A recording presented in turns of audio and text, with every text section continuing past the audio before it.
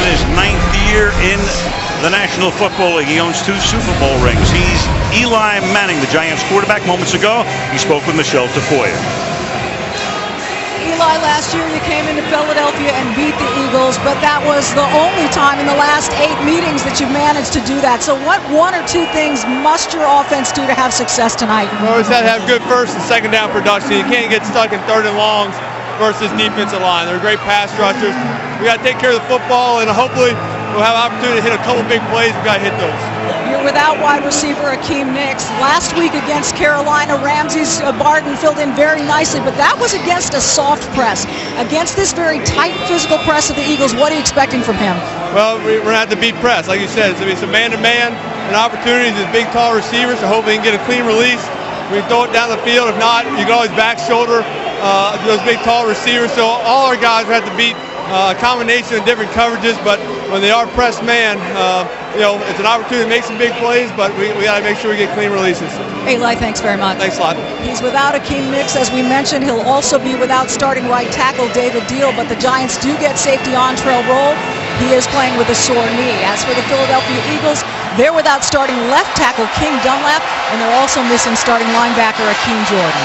All right, thank you, Michelle. Now, just a couple of minutes ago, they introduced the teams, and then the last introduction was Brian Dawkins, who gets his number retired tonight. He spent 13 seasons with the Eagles, the last 3 with Denver, went to the Pro Bowl last year, and they will retire number 20, and he got the team and the crowd all stirred up as we get set for the Giants and the Eagles. Week 4 of the 2012 season. You've got David Wilson, their number 1 draft choice. The rookie back to receive. Wilson out of Virginia Tech. Alex Henry will kick off the fireworks into the night air in Philadelphia, where there's a chance of sprinkles a little bit later on. Crowd in full throat, and off we go from Philly. Wilson from the 3-yard line. Cuts it back, and the rookie with a good return on the opening kickoff all the way out to the 39-yard line as we take a look at the Giants offense. Eli Manning, Ole Miss. Ahmad Bradshaw, Marshall. Henry Hynoski, Pittsburgh. Victor Cruz, Massachusetts. Dominic Hickson, Akron. Martellus Bennett, Texas A&M. William Beatty, UConn. Kevin Booth, Cornell. David Boss, Michigan. Chris Snee, Boston College. Sean Locklear, NC State.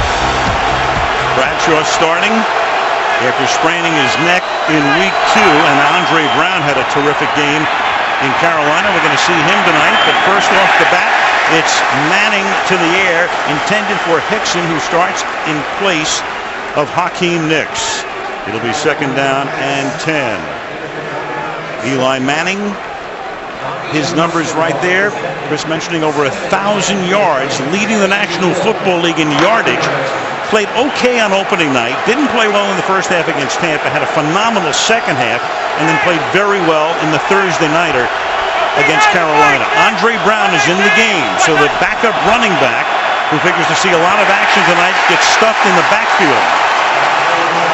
Stopped by Chaney and Cole, and let's meet that Eagle defense. Jason Babin, Western Michigan. Cullen Jenkins, Central Michigan. Derek Landry, De La Salle High School. Trent Cole, Cincinnati. Michael Kendricks, Cal. D'Amico Ryans, Roll Tide. Jamar Chaney, Mississippi State. Dominique Robbins, Ramada, Lakeland Elementary. Nate Allen, South Florida. Kirk Coleman, V, Ohio State. Namdi Asamoah, Narbonne High School, UC Berkeley. Could be the best pair of corners, Asamoah and Rogers Camardi, in the National Football League. It's 3rd down and 10. And Eli has to take a low snap out of the gun and then escapes and gets it away, and it is caught at midfield by Cruz, and that should be enough for a 1st down. Victor Cruz, who had his coming out party in Philadelphia last year in week 3, and it begins to rain, as you can see. About as good as you're going to get out of Eli Manning. A horrible snap. Finds his slot receiver, Victor Cruz, escapes pressure, throws off balance, and picks up a 1st down. This is going to be the matchup tonight. Brandon Boykin, the young rookie in there, and they're going to try and isolate Victor Cruz on him. 2 rookies on that Philly defense playing a lot better at this time this year than last year. And that pass is overthrown. intended for Bradshaw. Manning hits the deck, and it'll be 2nd down and 10. I tell you, this Giant offensive line has to pick it up a little bit, because right now they are getting overwhelmed at the point of attack.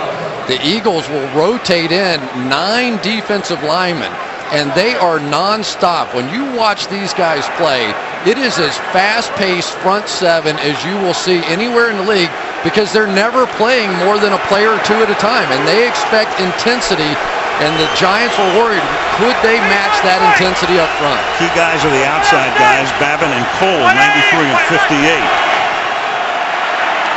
Manning with a deep drop, escapes, and then just has to throw it into his own bench.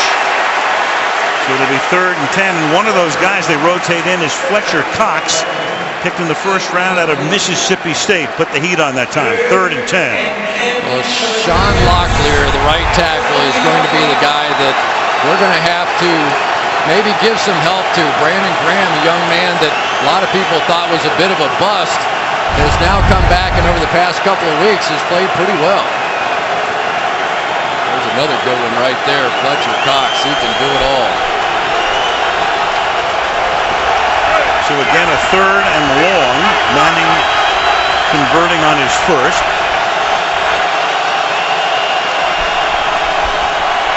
Play clock was down to 1. Manning off his back foot throws incomplete. That time Cruz is covered. The pass is short. Fletcher Cox put the heat on again. Manning goes to the turf again, and it's 4th down. Well, they're not just blitzing up front. They're bringing slot blitzes now off the edge. And what that does, it creates one-on-one matchups inside. You see Fletcher Cox able to get through and get the pressure on Eli Manning, who really had to throw off balance that entire series.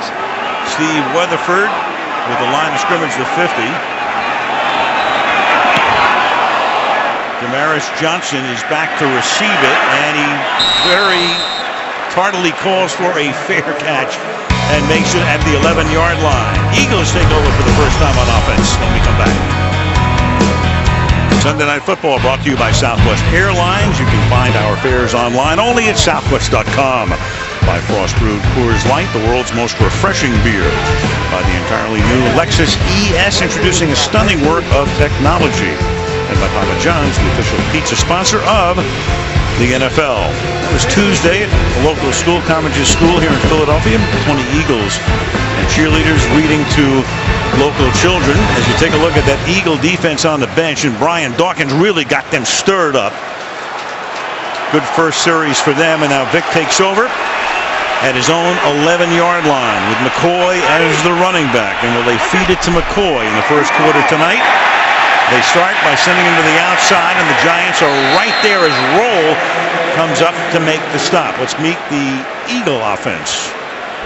Michael Vick, Virginia Tech. LaShawn McCoy, Pitt Panthers. Deshaun Jackson, California. Jeremy Macklin, Mizzou Tigers. Jason Avant, Carver Military Academy. Brent Selleck, Cincinnati. Demetrius Bell, Northwestern State. Evan Mathis, Alabama. Dallas Reynolds, Brigham Young University. Danny Watkins, West Kelowna, Station 31. Todd Ehrman, Saginaw Valley. Vic now short, drop, stays in the pocket, and the pass goes through the hands of the fullback, Stanley Havili. So Michael Vick had that spectacular year in 2010. Then last year, of course, the Eagles went out after the lockout, the free agent signings, and everybody thought this was going to be, as Vince Young said, the dream team. Of course, they came back to haunt them. Started out 4-8 last year, but the Eagles ended the season by winning 4 straight. Then they won all 4 preseason games in their first 2 games this year before losing to Arizona. So Vic trying to regain some of the old magic from a couple of years back. And on 3rd and 10, he has to dump it off underneath, and that'll be a short gain for Brent Selleck, who takes it up to the 17. So it's 3 and out, and the Eagles will have to punt from deep in their own territory. Yeah, pressure immediately on Mike Vick, and so far my fear for this game is looking like it's coming true on both sides, that neither one of these offensive linemen on either side can really match up with these defensive linemen, and so it's going to be a bit of an unusual game. Maybe the team that gets their running game going first is the one with the big advantage. The ex-Cowboy Matt McBriar, who was cut before the season and then brought back this week, will kick it away. Ruben Randall fields it at the 29-yard line, and Randall can fly. He's up past the 40, spins around. And Randall, a rookie out of LSU, picked in the second round, brings it back to the 45-yard line. 3.5 minutes into the game. No score in Philadelphia. You can enhance your viewing experience by checking out SNF Extra at NBCSports.com. And tonight, Trey Thomas is our guest social media analyst, along with Michelle and Mike Florio. So you can check in with the gang there. A lot of good information. Sunday Night Football Extra. Bradshaw is the back. And Ahmad takes the ball across the 50-yard line to the 48-yard line, where he's tackled by Fletcher Cox. Yeah, get back to basics here when you really have to find a way with these double teams up here and just take these smaller guys and move them off. The advantage that the Giants have is that they're bigger physically than the Philadelphia Eagles defensive line. So if you're backing up and letting them use your speed against you, then that works to their advantage. Giants now have Bradshaw and Wilson, the two running backs in the backfield, flanking Manning, who fakes a toss, and then it's a forward pass. It's a forward pass. It's what amounts to a shovel pass. No fumble, incomplete, 3rd down and 5. You know, they keep trying to find a way to get David Wilson in the game. He had a nice opening kickoff return, but this is maybe not perfect, but certainly good enough. You hope that the running back can handle that one, and now you end up with a 3rd down pass protection kind of situation. Well, we saw Wilson in his debut fumbling against Dallas. He didn't play very much the rest of that night, trying to work his way back into some playing time. That won't help. 3rd and 5. And Manning guns one, and it's caught at the 30-yard line for a 1st down. A flag is thrown. That's Bennett to the 10-yard line. He goes. So Martellus Bennett, who came over from the Dallas Cowboys with a flag thrown. The regular refs, as you know, are back. You can tell by Eli's look with Ron Winter ready to make the call. It's going to come back. That would have been a 38-yard gain. Instead, as Winter tells us, holding. Offense number 65. 10-yard penalty. Repeat 3rd down. Will Beatty, they're minus deal, so you got Beatty and Locklear playing the tackle spots for the Giants. Foul on Beatty. Yeah, holding doesn't do justice to this one. Yeah, right. That's a chokehold right there. And it's too bad. It's a great play by Martellus Bennett on the outside. This is going to be the matchup. Michael Kendricks, the rookie, trying to cover Martellus Bennett, who's had 3 touchdowns already for the Giants. And Tom knows. He knows they are going to struggle in pass protection tonight. 3rd and 15. Back at the Giant 41-yard line. It's a 4-man rush. Manning throws it over the middle. Bradshaw makes the catch and gets taken down at the 50-yard line by Jenkins. 6 yards short of the 1st down, and that sets up Weatherford's 2nd punt. I tell you, I thought that was a pretty good job by Bradshaw holding on to that ball. He really didn't see Cullen Jenkins coming in behind him, and Jenkins took a shot at ripping that thing out of there, just couldn't get it done. Speaking of ripping, that's what Coughlin did with Beatty after the holding call. Damaris Johnson back to receive Weatherford's punt. Nose down with backspin on it. Fielded at the 7-yard line, and then nothing but white shirts are there. And again, he called for a fair catch earlier. Catches this one inside the 10. Philly starts deep in its own territory again. Beginning Wednesday, October 10th, NBC, a new series from executive producer Dick Wolf. Their job is to save lives and leave no one behind. It's Chicago Fire, premiering Wednesday, October 10, right here on NBC. Giants offensive line, Bradshaw in that mix as well. Eagles start this drive from the 10-yard line.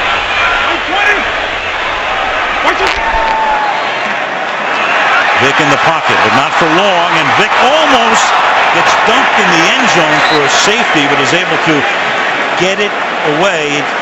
Michael Vick chased by Kenny Phillips, who comes in from the safety spot, and Rocky Bernard, 2nd and 10. And I think Vick saw it. Here's the blitz coming here, and then Rocky Bernard, I believe, right in there, coming into the inside. But so far now, we have yet to see either team pass protect for their quarterback. And you know, as much as they want to put the ball in Mike Vick's hands and throw it around, at some point they've got to let this new look offensive line come forward and get established a bit. Fortunately, he got that one past the line of scrimmage in the air. Otherwise, it would have been grounding of the safety. And this is Bryce Brown, who is a rookie out of Kansas State.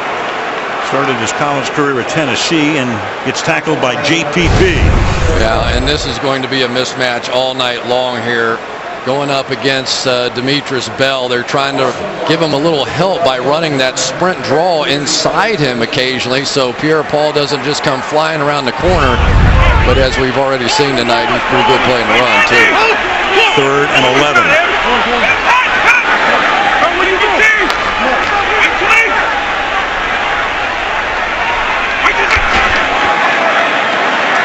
And Vick under pressure again as to slide away. And that one is caught by Jackson at the 41-yard line.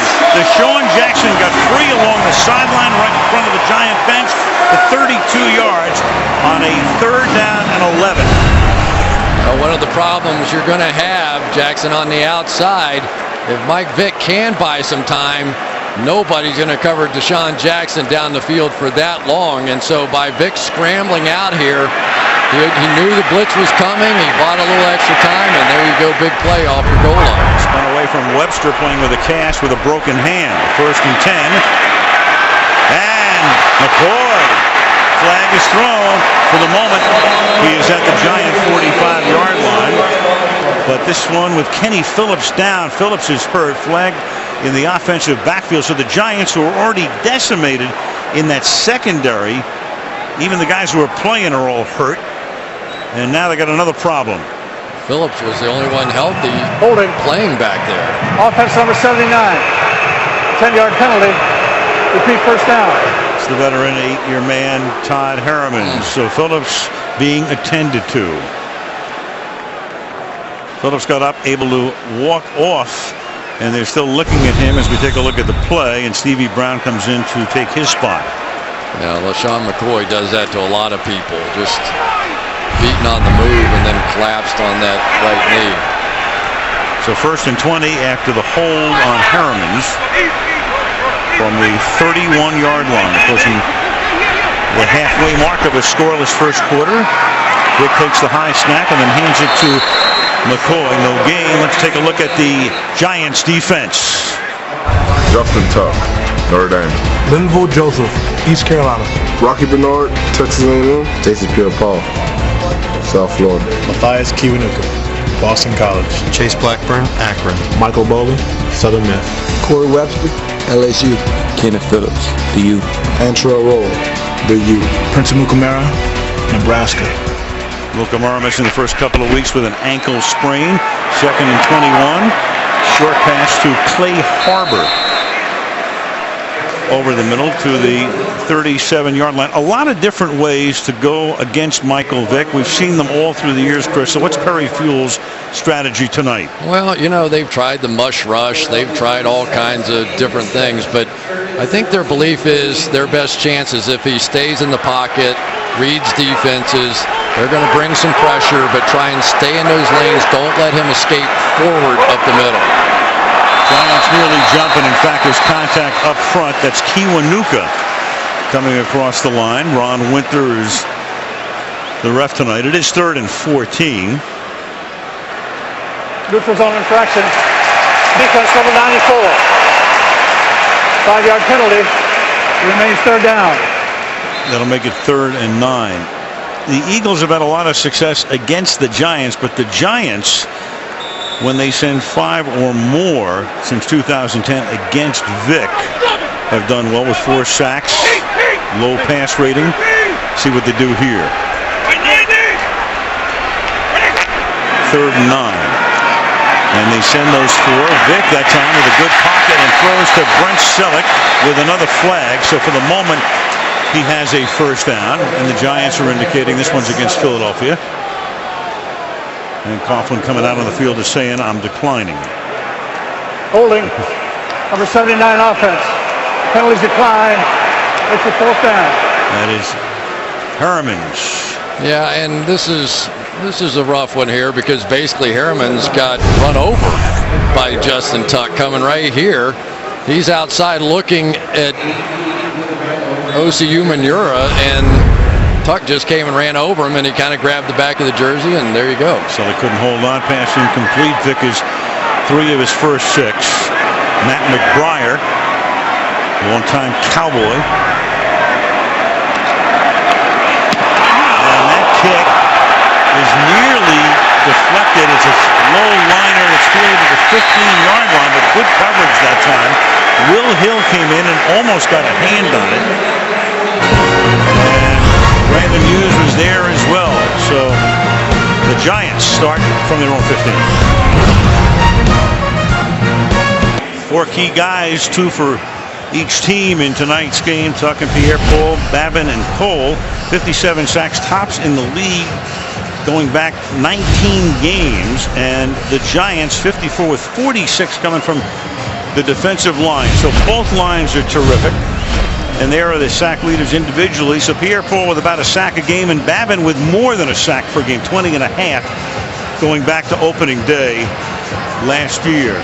You know, the interesting thing about it is Michael Vick has yet to be sacked by a defensive lineman. All the sacks on him coming from linebackers and guys in the secondary. Yeah, that is amazing. Since he's gone down a number of times and has been contacted about every 3rd time he goes back to pass. Now it's a handoff to Henry Hynoski, the fullback, who takes it up to the 16-yard line. Eli's not happy. He feels like Trent Cole got him a little bit late on that one. This is going to turn into a very chippy game very soon. And Trent, if you know him at all, he's just laughing. This guy's a hunter. Some of his hunting stories I wouldn't feel comfortable repeating in mixed company, and right now he's hunting Eli. Oh, go ahead. 2nd and 6. And Eli throws, and that's caught short of a first down. Victor Cruz at the 21. Dominic Rogers-Cromartie making the stop. 3rd and 1 upcoming. Well, if you're going to beat the Eagles, you're going to have to beat their bump and run coverage on the outside, and it is going to be a tough task tonight because the Giants don't have their best bump and run player, Akeem Nicks, who's out with those injuries. Almost 10 minutes into the game and no score. 3rd and a short 2. And timeout is taken by the Philadelphia Eagles. 5:03 left in the quarter. No score on Sunday Night Football. Eli Manning in the league since 04 knows this team very well. Only Phil Simms and Charlie Connolly, as Giant quarterbacks in the past, have made more starts against their rivals. 10 consecutive games. That's 5 years, 2 games each with a touchdown pass. But he gets sacked a lot, and that would figure against an Eagle defense that through the years has been pretty terrific. Going back to the Jim Johnson, the late Jim Johnson as the defensive coordinator days. 3rd down, short 2 from the 21-yard line.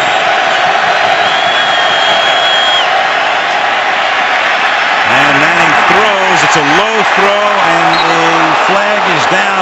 Ruben Randall, the intended receiver. Nate Allen with the coverage. Flag thrown in the secondary. Randall, a rookie out of LSU, picked in the 2nd round. I think with the big boy referees back, we're seeing a few more calls in this bump and run situation than we used to in the first number 23. 5-yard penalty and a first down. There it is, the automatic first. Rogers-Cromartie. It's going to take a little while for Dominic Rogers-Cromartie to get used to the fact that what was okay maybe a week ago, they're seeing a little bit more closely now. And for the Eagles defensively, they had the perfect call on there. They doubled Cruz, forced a bad throw, and still gave up the first down. Play action. Manning slides to his left, deep downfield, and incomplete. That's Bennett going all the way down the field, the tight end, covered by Allen. 2nd down. Well, one of the things that the Giants have to do against the likes of Darryl Tapp out here on the outside is chip with that back.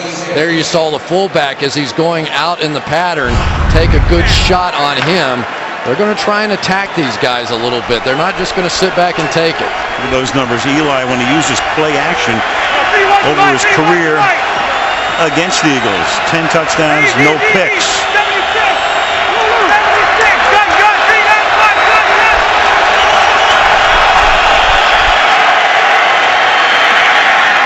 To the outside he goes, and that is caught by Hickson. Nice grab to the outside. Makes the catch, picks up the first down. Somewhat making the coverage on the play, but unable to stop it from getting into the hands of Hickson for a gain of 11. And Tom Coughlin's going to like that, because look at the shot Dominic Hickson took, and yet they still got this back shoulder in there. That's what Nix does best, those fades, those back shoulder fades. And without him in there, they were concerned against the bump and run. Could they still run that play? That was big. From the 37-yard line on the ground, Bradshaw for a gain of 8. Bradshaw might be running a little harder this week after watching Andre Brown last week, huh? Yeah, no question about that. Brown starts the year as the number 3 back and then looked great against Carolina, and Bradshaw comes back after the sprained neck. Hard running tonight.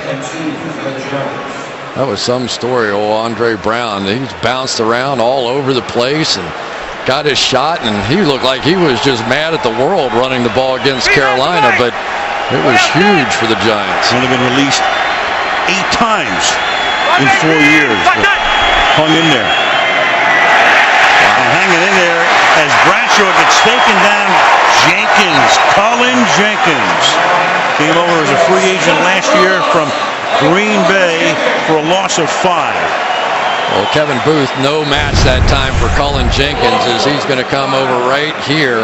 Just takes the inside move, runs past the fullback, and Bradshaw now got a 4-yard loss.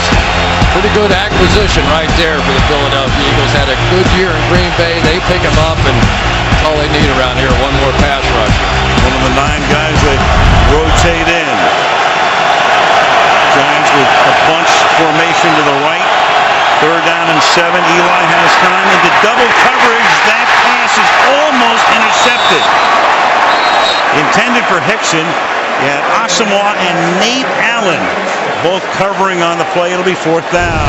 Well, Nnamdi Asamoah is going to force Hickson inside. And the key to that is that Nate Allen now doesn't have as far to run to get over from the safety position. That's one he easily could have had, but give Asamoah some credit for giving his safety a chance. Hickson kind of pulled that thing out of there at the last second. Weatherford to kick. Johnson, this time he's going to let it go. He's been fielding too many punts inside the 10. He's already fielded 1 tonight. That time he lets it go. They'll start from the 20, and we go to Michelle. Al, you mentioned how the Giants came into this game with a banged-up defensive backfield. Well, add Kenny Phillips to the mix, at least for the time being. He's back getting x-rays on his right knee, and they tell me right now he is doubtful. All right, thank you, Michelle. So Phillips is out, which means we're going to see Stevie Brown. Will Hill will probably come in the nickel. Antrell Roll, the other safety, ran into a camera in the game at Carolina 10 days ago, and he had a contusion and a bruise, so he was a little questionable coming into the game tonight. Missed some practice time, but he's in the lineup. And Corey Webster has the cast on. Apart from that, not a problem. And Vic hit as he throws at his feet with Stevie Brown blitzing on the play, helping Michael to his feet. 2nd down. It's a good move that time by Stevie Brown. Got right around LaShawn McCoy, going to come on the blitz right in here. And it's one thing that a lot of times you do. If you've got an inexperienced player, the easiest thing to do is to blitz them. You know, sometimes you mess up the coverages, but you just tell them to go get Mike Vick, and he can do that. 2nd and 10. And a 4-man rush. Vick, but as he throws, the pass is low and incomplete. Short hop by Jackson, pleading for the catch. Won't get it. But again, Vick under pressure that time, and it was Justin Tuck coming in. Todd Harriman's having a tough time with Justin Tuck and all these defensive ends right here. going to get the inside release and hit Mike Vick just as he throws the ball. And you can say anything you want about Michael Vick and his turnovers, but as a quarterback, when you're getting hit at the highest rate of any quarterback in the NFL, it's going to have an impact. And Vick only 6 feet and 215 pounds. And we've got a challenge here. Thinks he made the catch. Yeah, well, Jackson pleaded his case, and so Andy Reid will take a look at this. And we'll take a look as well.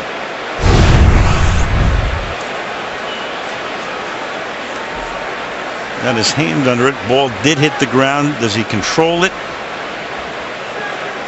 Well, he's got it at the end, but it looked like it looked like it might have short hopped the turf. The ruling on the field is an incomplete pass. Philadelphia has challenged that ruling. You know, it'd have to hit all hand and not a speck of dirt. Right. For that to be complete. It did bounce up, and I think he caught it cleanly after it bounced up, but did it hit any turf? And remember, it was called incomplete. Right. Looked like a short hop. You know, it's entirely possible that Sean Jackson is right, and he could still not be given the completion. Well, he's got his wrist, his right wrist is underneath it. The question is, will they see the ball hitting the turf before he controls it? And it would be, if they win the challenge, a first down. Otherwise, it's going to be 3rd down and 10. Oh boy! I think the ruling is going to stand. Is my guess. Yeah, I mean, you know what they keep telling us is you need definitive proof to change a call, but who knows? Well, that's one of those things where, you know, it's the call on the field. Do you see enough to overturn it? If you call it the other way, can you overturn it that way?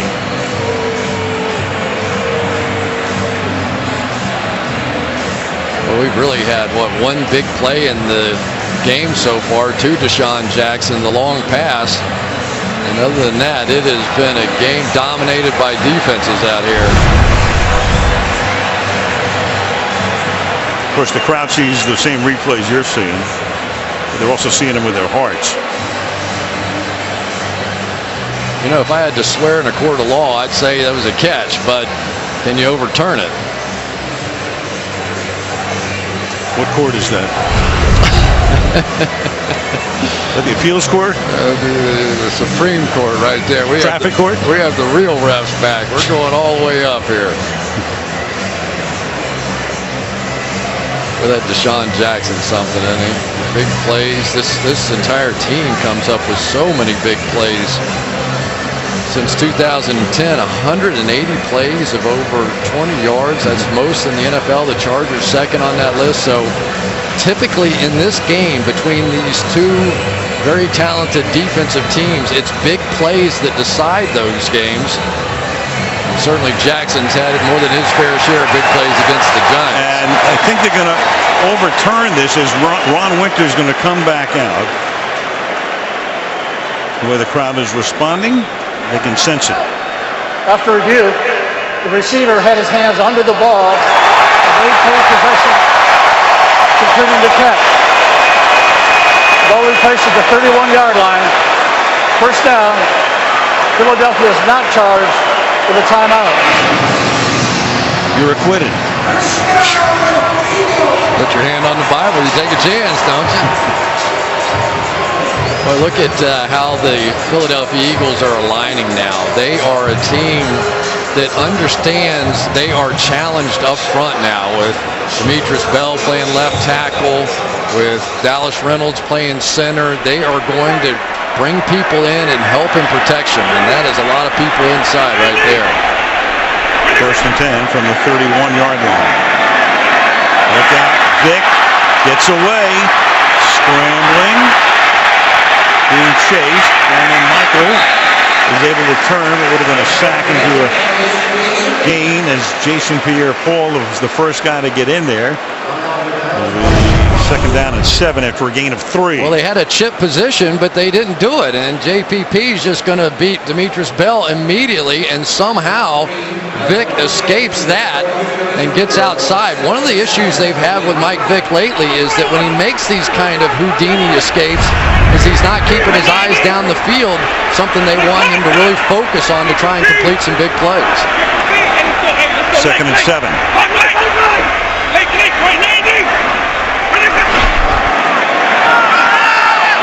Random inside give. 39-yard line he goes.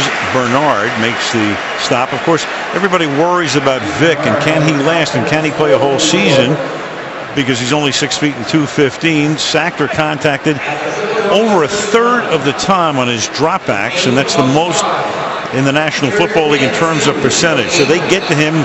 If you don't sack him, you're still getting to him, you're contacting him, and you're knocking him down. And it takes its toll, obviously. 3rd and 2.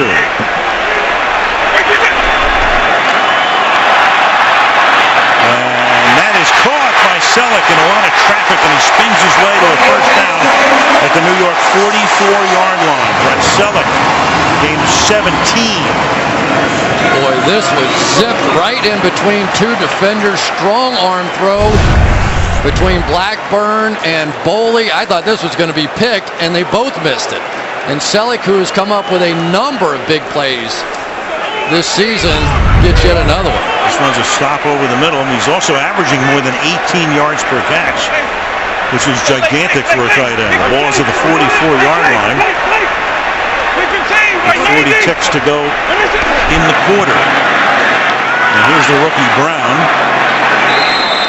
moving to the 43-yard line. Umanura making the tackle. This Bryce Brown's an interesting story. A 7th rounder. He was one of the top recruits coming out of high school.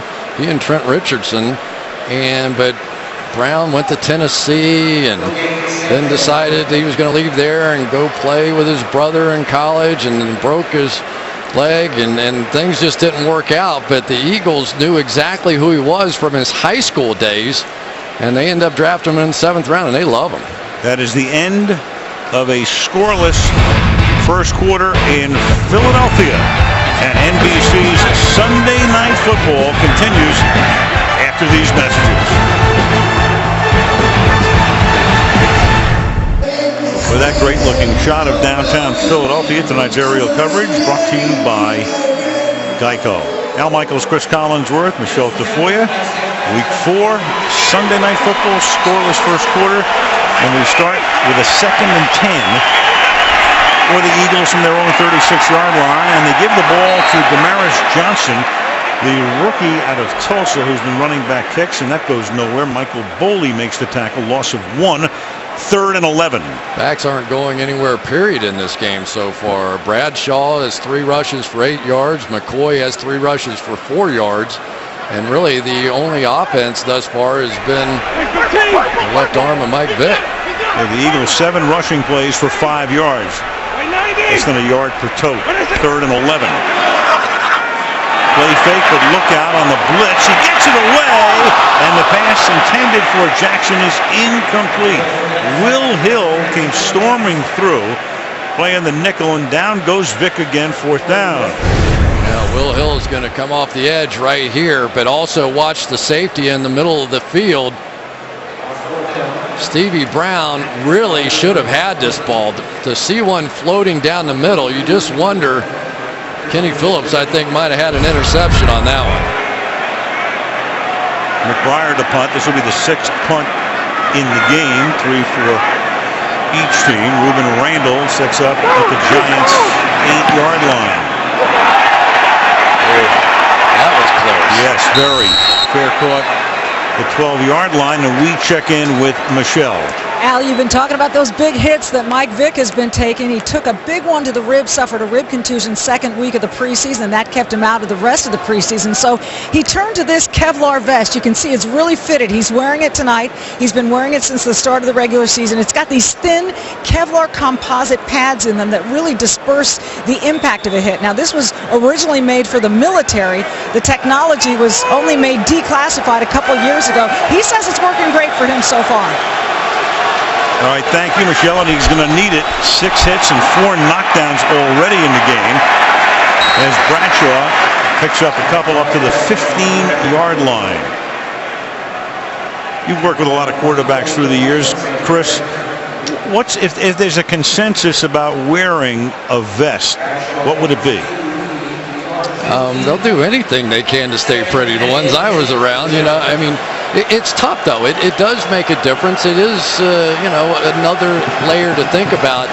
But you're so exposed, and if you get those ribs hurt, it is awfully tough to throw the football after that. And Vic knows that all too well. It's 2nd down and 8 for the Giants from the 15-yard line with Cruz going in motion.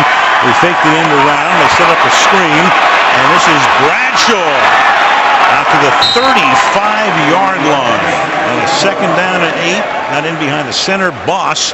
That's a gain of 20. Well, that time they end up doing a great job in man coverage. I think it's going to be right there. D'Amico Ryans is going to have man coverage on Bradshaw, but they get David Moss out in front of it on the screen. If you can block the guy covering the back on a screen, obviously you're going to get a big play. 95 out of 12 now for 55 yards.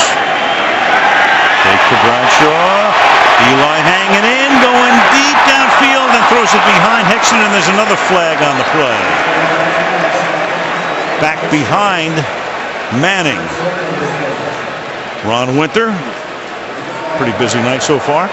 Holding. Offense number 75. 10-yard penalty. Repeat first down. Sean Locklear. Well, so far, there hasn't been a tackle in the game that's been able to block anybody that they've been blocking against. We've seen a lot of holding.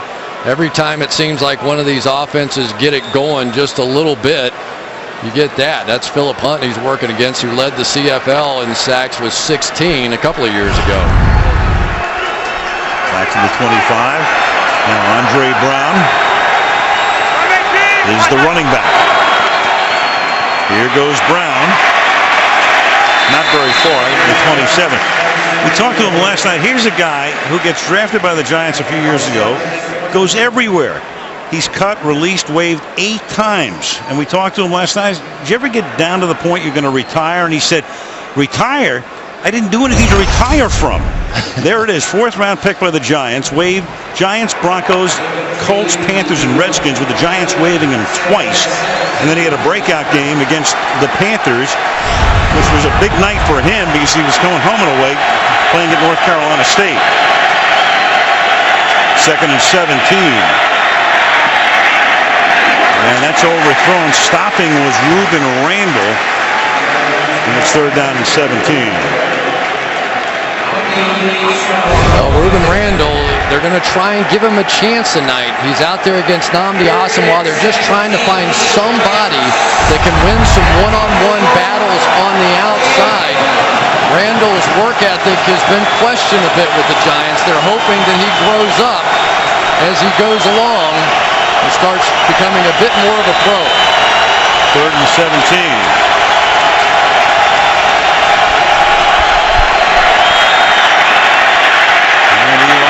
Underneath, and Hickson makes the catch and takes it up to the 41, and another penalty.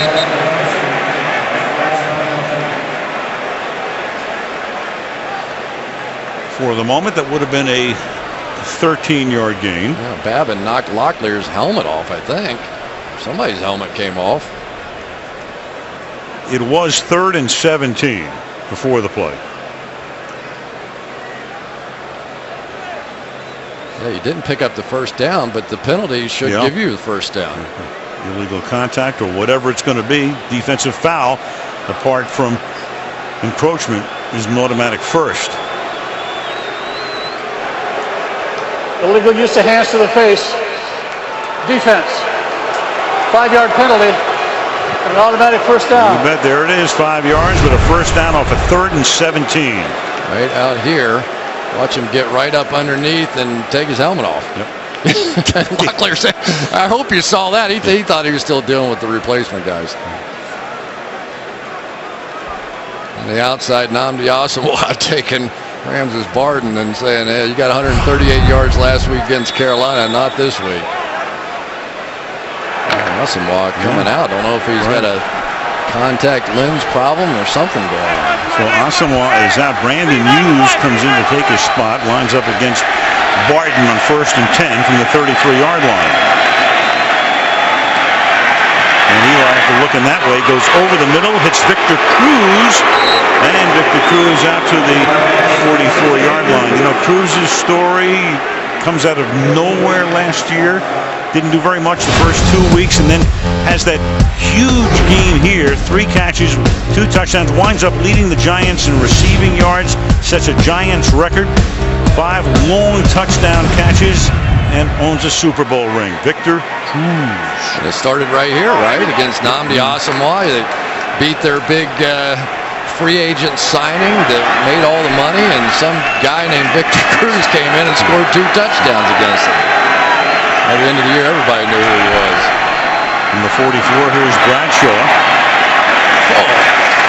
Taken down after a game of 2. And that big Cruz day, that's the only time the Giants have beaten the Eagles in their last 8 meetings, counting a postseason game. So the Eagles, counting that playoff win, have won 7 of 8.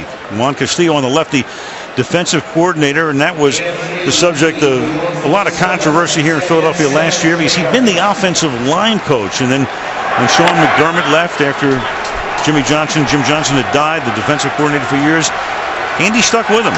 Castillo took a lot of heat last year, but that defense came on at the end of the year. 2nd and 7, and Andre Brown takes the ball to the 49. You know, for Juan Castillo, it was a very slow start. They're giving up 23 points a game, but in fairness, there was no offseason, and they were trying to install this new defense, this wide 9 stuff, and they were getting gouged on the running game and all that. And then over the last 7 games, they've been giving up 16 points a game. So a major improvement as they've had time to put this defense in. Reed sticking with them when almost everybody in town wanted him out of there. 3rd and 3 from the 49.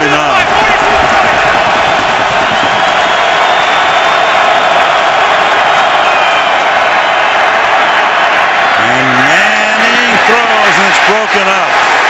Dominic Hickson, the intended receiver, and Brandon Hughes got back there, came in when Asamoah went to the bench, 4th-year man out of Oregon State, played with the Giants back in Big play 10. by Brandon Hughes, number 27 right there. This is a tough route against inside man coverage. He broke on the ball and made a big play to get his defense off the field. They're looking for somebody. Dominic Hickson is the guy that I think is going to have to make plays in this game for the Giants to win. Hickson 1 catch so far tonight for 11 yards. Weatherford's punt. And this time it bounces into the end zone. With Johnson letting it go. 9:13 left in the half. No score in Philadelphia. So this, of course, is the city of brotherly love. And then you've got McCoy of Philadelphia, Umanura of the Giants, engaged over the last year or so in a Twitter war of sorts. McCoy calling Umanura a ballerina. Umanura texted him a happy Mother's Day greeting last May. The 2 of them, I think, auditioning for a lounge act in Atlantic City. Did you ever think you'd be talking about Twitter on Sunday Night Football? Absolutely not. You're a big Twitter guy. No, I'm absolutely not. Costas and I, there they go, right on cue. There you go. I'm surprised Osi didn't have a little comment for him. Osi told Bob Costas in the pregame interview, he said, hey, look, you know what? I actually took the low road here. Osi here is going to take an inside spin move, but felt the draw and just grabs McCoy on the way by and gives him a little tweet. 2nd and 10 from the 20.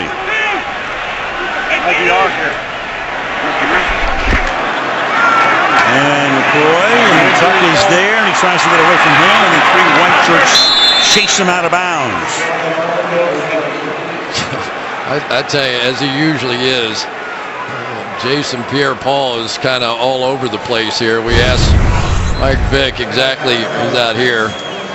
You know, he said, what are your reads when you come to the line of scrimmage? What are you looking for? And he said, Jason Pierre-Paul and Jason Pierre-Paul. I mean, he's the guy over there. 16 and a half sacks a season ago, and really had a huge breakout season along with Victor Cruz. And then you look for the middle linebacker and point to him. In this case, it's number 90. And here's Vic, who's going to run a draw, and Vic takes it to the 29, a little short of the first down. Prior to that, the Eagles had run the ball 8 times for 2 yards. It's been a subject in Philadelphia all of these years with Andy Reid, prone to pass a lot. The crowd wants it more balanced, and, well, they're getting a little balanced tonight, but not effective. Balanced with a lot of punts going both directions, and so far the drama has been Will Hill, and is he hitting the punter or not? He came really close last time, number 31, and barely missed a block on the one before that. 8th punt of the night, 4th for McBriar.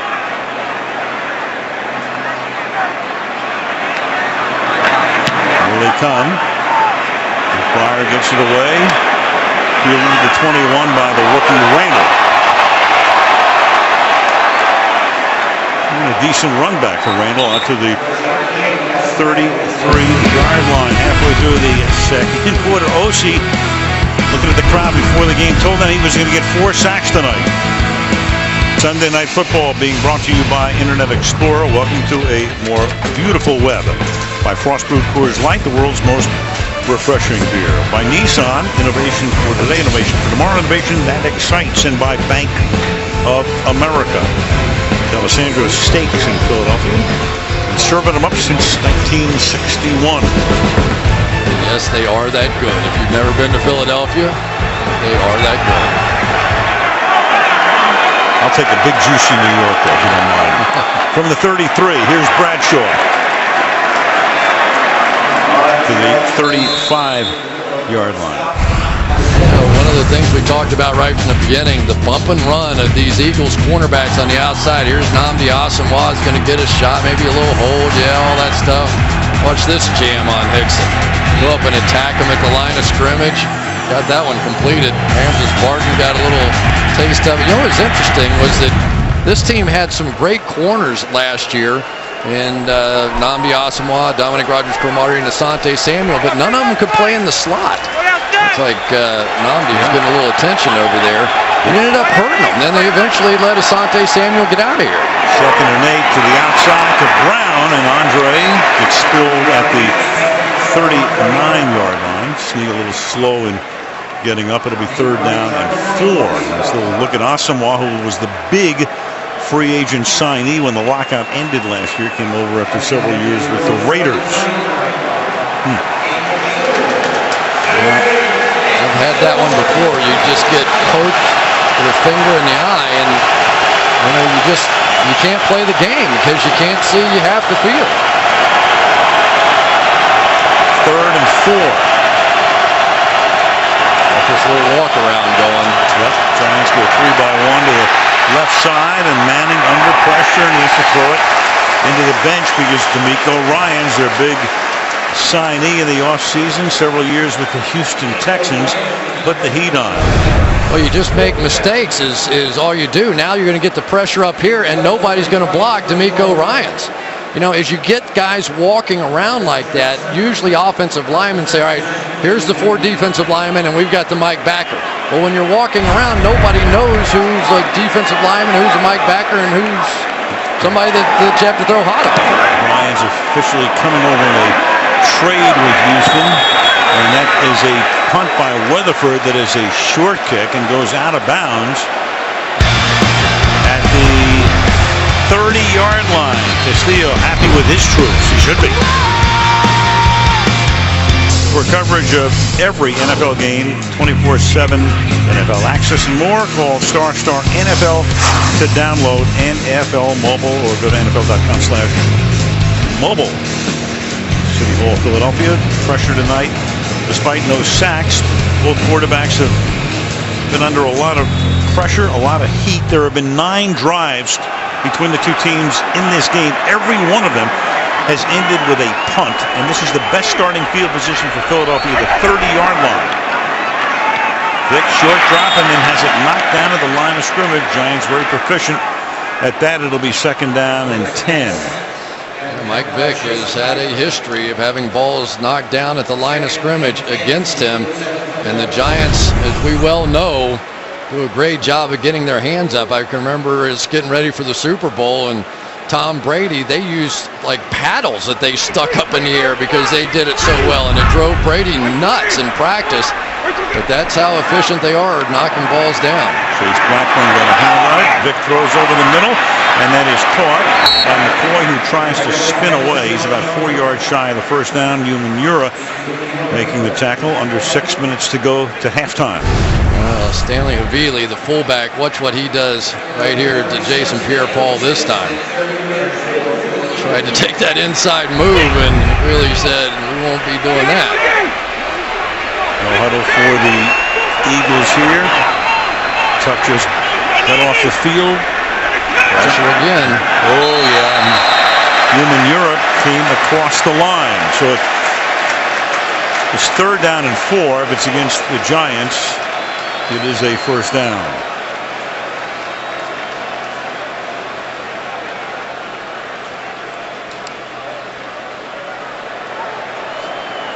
It is. Encroachment elevated to the quarterback. Defense number 72. 5-yard penalty. Results in a 1st down. That was such a good hard count by Michael Vick on that one. 3rd and 4 defensively. You got to be aware of what the down and distance is. There he comes. And for when you have a young center in there like Dallas Reynolds to be able to hold on and make a play, that's pretty strong. Play action. That buys time for Vick, and then he slings it over the middle. Incomplete. Intended for Jackson. Good coverage. 2nd and 10. Boy, that was not a good throw at all. That was one, if he leads that out over the top a little bit, you might have a 60-yard play or a touchdown with the way these guys run. I think that's Deshaun Jackson going across there. And I mean, that's a one hopper 5 yards away. 2nd and 10. Hit to the outside. And this time he hits Johnson. That's Damaris Johnson, the rookie from Tulsa, for a 1st down. Tackled by Amuka Mara. Gain of 17 yards. Yeah, one of the problems, you bring in some other guys. I think that's Stevie Brown out there playing basically cornerback position, and he's going to give them all kinds of room. But this guy is a punt returner extraordinaire, and that's Prince Amukamara out there giving him a lot of space. I think I'd take my chances coming up on him, not let him have those easy ones. Morris Johnson with his first catch.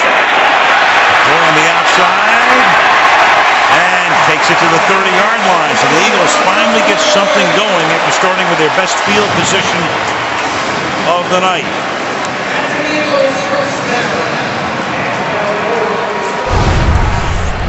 And get pressure here, so the next coverage guy really is nowhere in sight.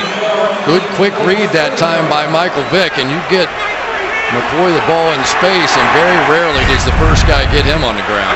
From their own 30 to the Giants' 30. And Vick throws, and that'll be caught at the 23-yard line. Jason Avant making his first catch of the night with 3:43 to go in the half. You know, Andy Reid is a West Coast kind of coach, and we're seeing a little West Coast offense right now. Instead of trying to work the ball 40, 50 yards down the field, and dealing with that pressure, he's hitting that back step and throwing it quickly. And there's Jason Avant going out. He got hurt. Damaris Johnson has to come in. 2nd and 3. Keep it on the ground, and then McCoy loses his footing as he takes the handoff, and it will be 3rd and 4. And there are just so many guys where Sean McCoy wants to run. They tried to go a little trap or power, pulling the guard Danny Watkins around, but everything's being initiated in the backfield. Usually when you get your running game going, those blocks are happening a yard or two down the field. McCoy 5 carries tonight for 0 net. Vick chased by Osi. Turns the corner very close to a first down.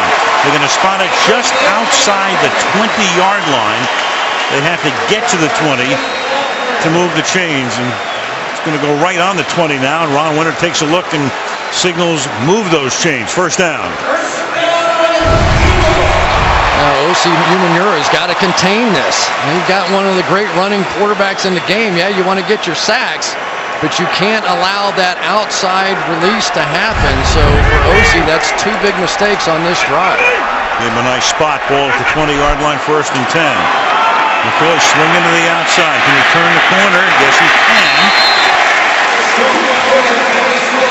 Make that 3. You know, you just can't figure out how fast these guys are, but O.C. Umenyiura got beat around the edge again. It'll be 2nd down and 8. Spot the ball, wind the clock, and that is going to take us to the 2-minute warning. Wouldn't figure, but the numbers don't lie. 28 minutes into the game, not a single point on the scoreboard on Sunday Night Football. So the halftime show coming your way. Packers win, knock off the Saints in a wild one. The Niners go into the Meadowlands and demolish the Jets. Matt Ryan, great rally at the end. Bob Costas, Hines Ward. Look back at our first half here as you look at the Xfinity Center here in Philadelphia, and there's no score. 2nd and 8. Eagles with their best drive of the night in progress right now, and Vick throws, and it's a wobbly pass, and McCoy gets taken down by Stevie Brown on the outside. If you're the Eagles brass, you'll take this matchup all day. LaShawn McCoy in the open field, but Bryce Brown made that one play. Timeout. Over 29 million viewers have made Revolution a breakout hit. Tomorrow the struggle for power continues on Revolution tomorrow night, 10 Eastern, 9 Central, right here on NBC. Downtown Philly and about 8 miles south in South Philly at Lincoln Financial Field. It's 3rd and 9 after the Giants took their first time out. And Vick stepping up in the pocket. Vick throwing for the end zone. Has a man open. It's Jackson. Touchdown.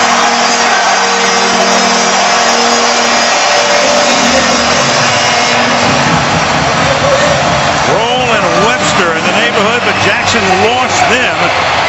And the Eagles go 70 yards for the game's first score. Tremendous job up front. That's the reason the play worked, and then Deshaun Jackson just turned Corey Webster inside out.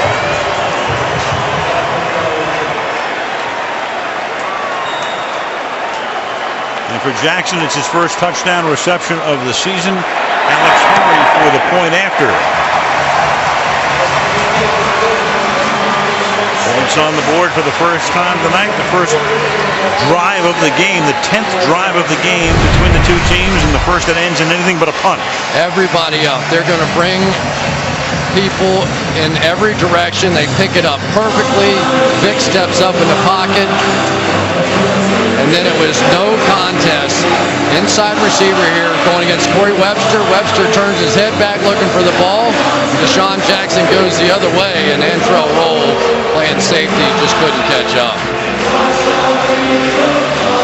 If you give Michael Vick that much time in one-on-one situations, Deshaun Jackson is borderline uncoverable.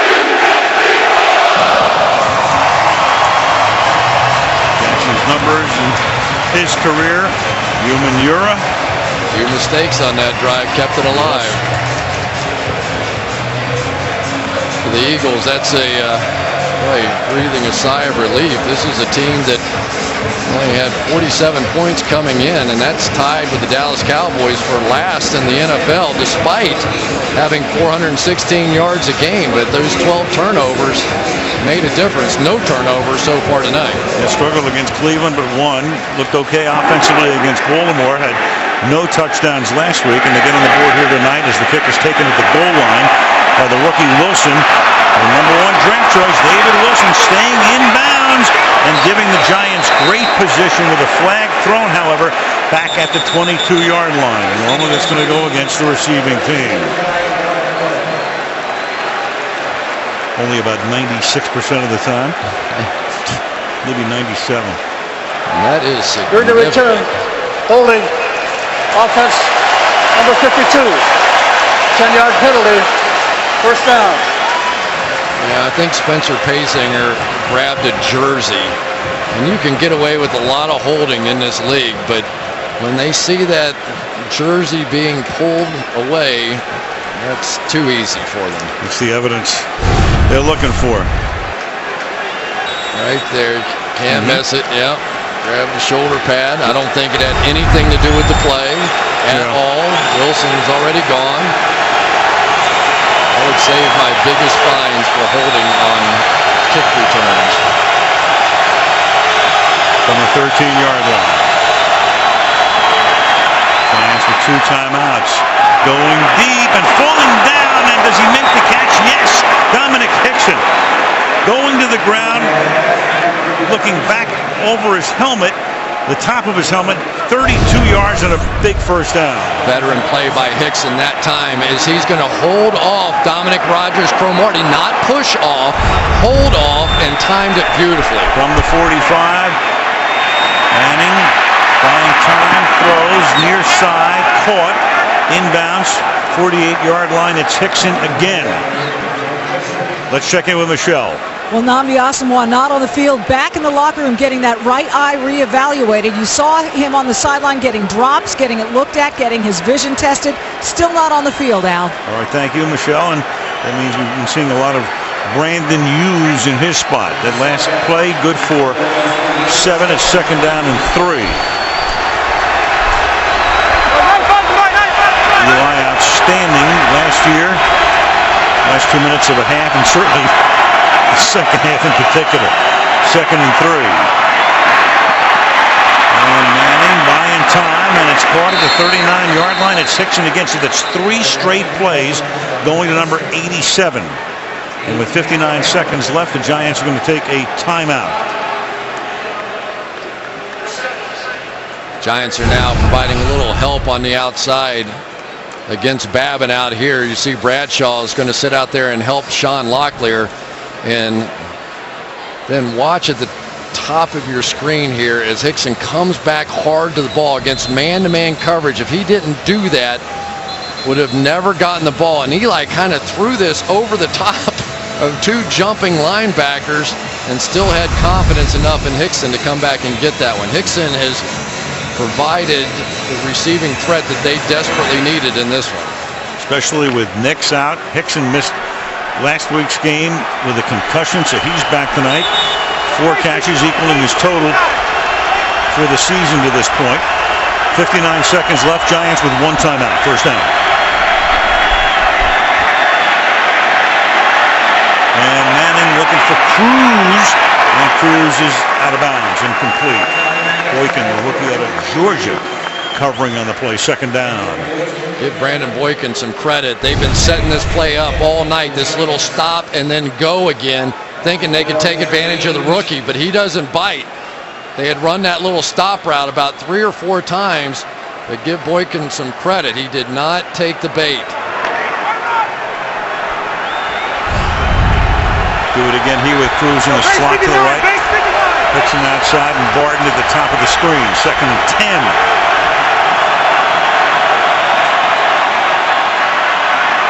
Good protection up front. And then the pass is hauled in at the 25-yard line. Victor Cruz just before going out of bounds. Victor Cruz making the catch.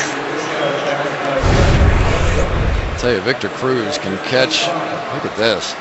Lock it in. 2 feet down. That's beautiful. But what's happening, Al, is they're leaving 2 safeties back and try and help against anything deep down the field. And they're going these 3-by-1 sets on the outside. So as long as they have 2 safeties in the middle of the field, they don't have enough on the wide side, this 3-receiver side up here. So they'll keep working that. Looks like maybe a little adjustment here as they bring pressure. Double slot to the left.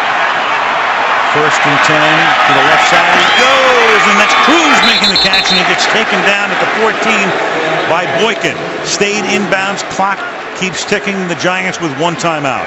Well, that time there was no safety over the top, and it was just a one-on-one read. And as long as Victor Cruz gets the rookie Boykin one-on-one, they'll never go anywhere else.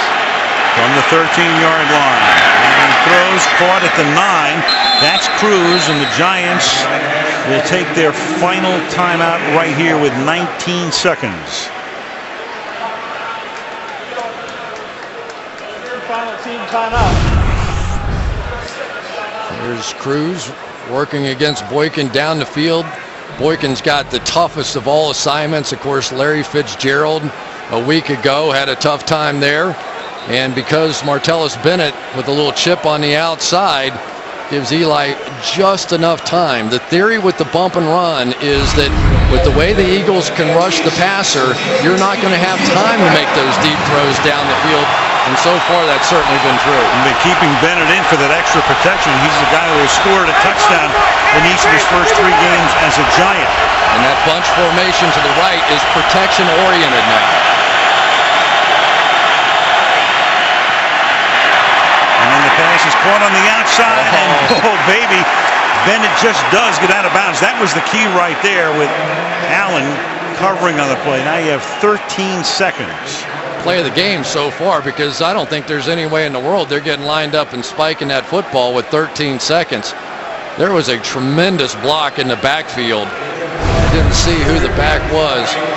We'll see Bennett tail into this thing. If he doesn't get out of bounds, they may end up a goose egg at halftime. Well, it's 3rd down and 4. Might as well be 3rd and goal because they don't have a timeout, and you don't want this play to end because you can't spike it without getting into the end zone.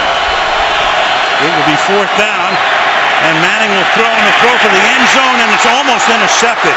Hickson was there to make sure that Brandon Hughes didn't get the pick, and the Giants will have to settle for a field goal attempt.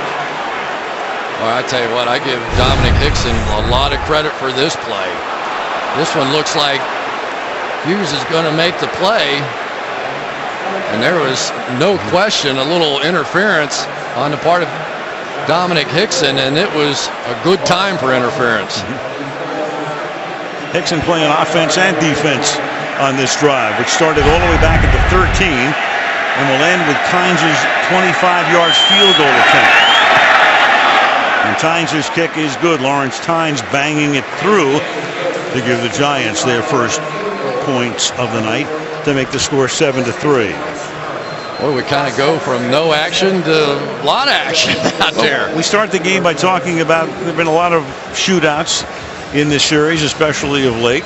Who knows what the second half will bring, but who would have figured no scoring through the first 28 minutes tonight, but that's what we got. You know, but it is interesting that it's been a relatively conservative game so far. They're not taking huge chances. No one has turned the football over yet, and by doing that, they're both just still in the game, going back and forth. I've got to think, especially after the Eagles came up with a touchdown, getting anything on the board was huge for the New York Giants on that drive. No question, and they went all the way down the field from their own 13-yard line. Quarterback comparison tonight. No sacks in the game, which is very surprising with these two defenses. But you would have to say that the pressure has been a huge factor in the game. No doubt. The running games, though, almost non-existent to this point. Tom Coughlin, a man who's been on the hot seat so many times. How many guys go from the hot seat to the Hall of Fame, which is where he'll probably wind up? Pretty remarkable, yeah, 2 isn't it? Super Bowl championships. Did a spectacular job with an embryonic franchise in Jacksonville when he took over, when the Jaguars were born in '95, and took that team to the AFC Championship game in only its 2nd year, now in his 9th season. Did a great show on him, A Football Life, put together by NFL Films, which I hope a lot of you saw. Seeing another side of Tom Coughlin. Boykin to run it back. And he'll take it to the 23-yard line, and that's going to take us to the Toyota halftime show. 7-3. Philly on top at the half. Toyota halftime show coming up on the other side of the break. What respect? We gotta earn it. It's not nice. 1, 2, 3. Let's go.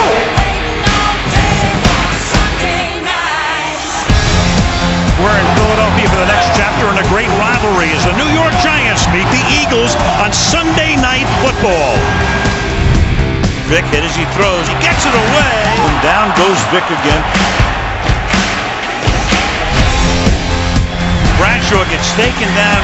Colin Jenkins. Vic throwing for the end zone. Has a man open. It's Jackson. Touchdown.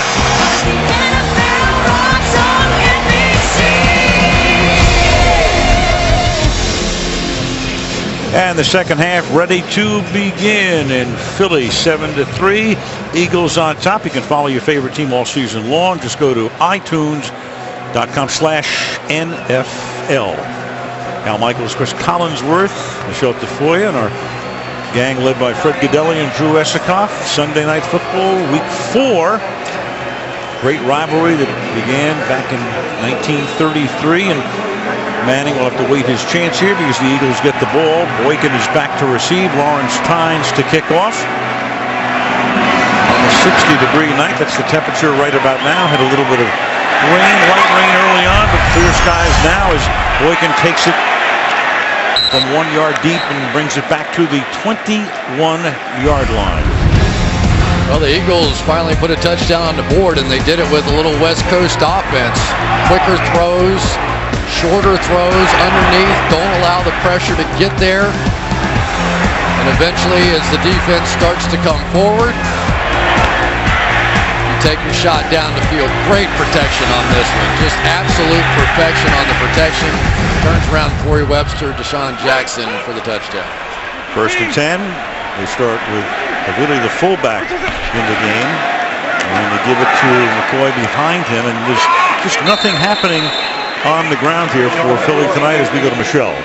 Well, Michael Vick took some hits in that first half. Andy Reid told me at halftime that the protection they were able to give him on their scoring drive was key on that drive, as was the short passing game. You can expect to see more of that here in the second half. By the way, Al, Nnamdi Asomugha poked in the eye. We didn't see him at the end of the first half. He's been taken to the hospital for further evaluation. That's big news. As Hughes, he'll have to take his spot probably for the rest of the night. The ball is at the 20-yard line. And Vick will throw, and he has a first down here as the catch is made by Deshaun Jackson. Tackled by Jaquan Williams. It's a nice job there, understanding with that motion that it was going to be a zone coverage. When Clay Harbor went in motion and none of the linebackers moved, he understood there was going to be a gaping hole inside. Again, a quick throw, and again, back to that strategy. Bryce Brown is the running back here. Now you got action up front. Pierre Paul and Demetrius Bell. And it's Pierre Paul who's going to cost them 5 yards. Impression. Defense number 90. 5-yard penalty. Remains first down. Jason Pierre Paul, a guy who was picked number 1. Jerry Reese has done a pretty masterful job as the general manager. Picked first in the 2010 draft out of South Florida, and right now, if there's a better defensive lineman in the league, call us collect. 1st and 5. Here's McCoy setting up a second down and 1. There were a lot of great defensive linemen in the league, but I mean, if you had a choice right now who to pick, and again, age would be a consideration. Sure. Name somebody else. You know, I think he is the best right now. DeMarcus Ware maybe down there with the Cowboys, and there's some other good ones. Boy, he's got a little blood coming out of that mouth now too. So the Philadelphia Eagles, with all their chips and slams and whams and all the attention they're paying him, got a little blood drawn. 2nd and 1. And room this time. McCoy finally springs one. Stays inbounds, goes all the way down to the 23-yard line. Havili, the fullback, helping to pave the way. 34 yards. Stanley Havili, the key block on this one, is going to get the kick out here.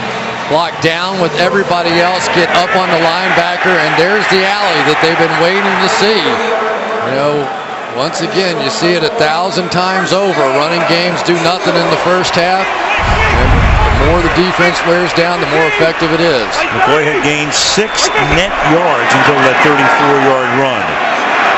Now to the outside, he'll do it again. Cuts back inside. That's a replay to the 1. Tackled by Kiwanuka.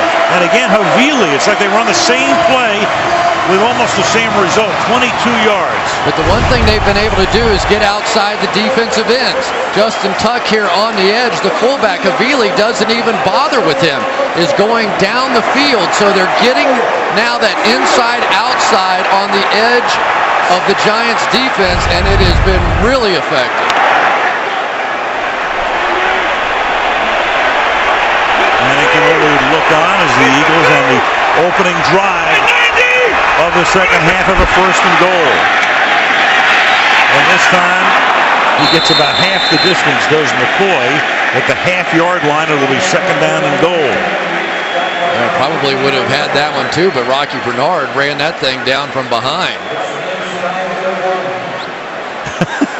Howard Mudd, you know, if you call Central Casting and say, send me an offensive line coach, there's your star right there. That is an offensive line coach. Pretty good player in his day, too. Oh, yeah. Very good for the 49ers. Longtime Indianapolis assistant under Tony Dungy to the outside now. And the Giants are stuffing them, so they try McCoy again, working the right side, and that's going to set up a 3rd down and goal. Blackburn and Bernard deny him. Yeah, pretty good job by Jaquan Williams that time on the outside, setting the edge and forcing it back into Justin Tuck. They have run the same play now 4 straight times. Be interesting to see if they test that water again. They thought they found something, 2 big runs in a row, but the Giants have adjusted. Might be time for a bootleg from Vic. On 3rd and goal, instead you got McCoy going to the left side this time. Can he turn the corner? He cannot. And the Giants with Michael Boley going with him step for step to the outside, make sure he doesn't get in, and it's 4th down, and the Eagles send in the field goal group. Really nice job by Boley. He doesn't make the tackle, but he strings it out just long enough for Antrell Roll to get there and knock McCoy out of bounds. Boy, what a turnaround that was. After bang, bang, a couple of huge runs, puts it on the 1. And for the Giants to hold, that could be a momentum shifter despite giving up points. Speaking of a hold, here's your new holder, McBriar now. His first game with the Eagles. He's going to hold for Alex Henry. At least he has his regular snapper, John Dornbush, in the game, who was listed on the injury report this week, but he's able to snap it. This is a 20-yard field goal attempt. And the kick inside the left upright is good. So they have the ball for 5 minutes, 5 seconds, get 3 and lead by 7. Time one of the most popular Eagles ever had his number retired, Brian Dawkins. I'd like to thank all of you fans for allowing me to be me, to act a fool when I wanted to lose my mind when I wanted to.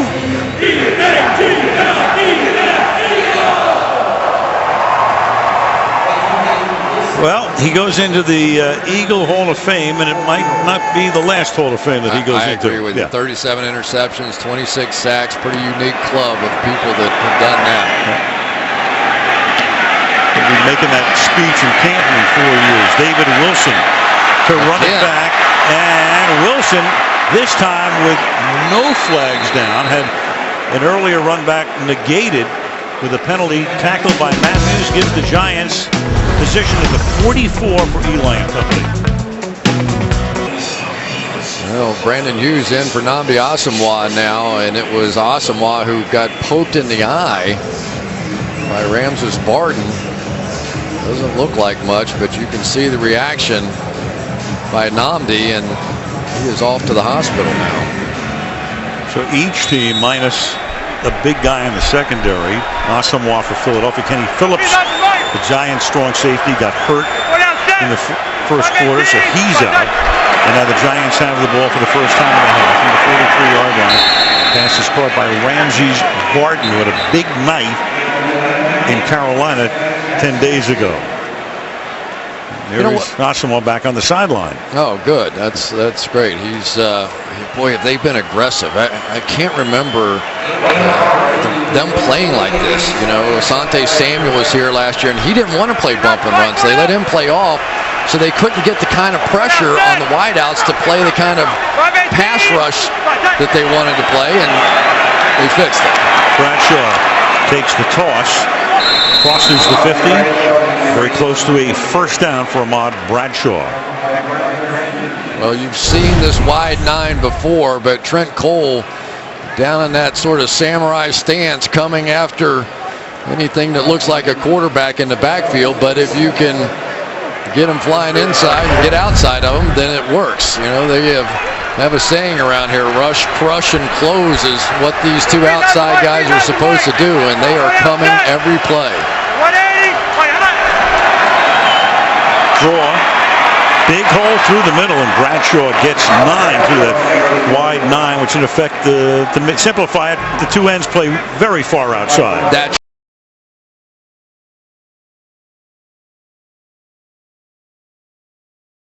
side, you end up with a big run. That time Coleman simply couldn't get there. But now that they get the running game going, now you have the possibility of some play action.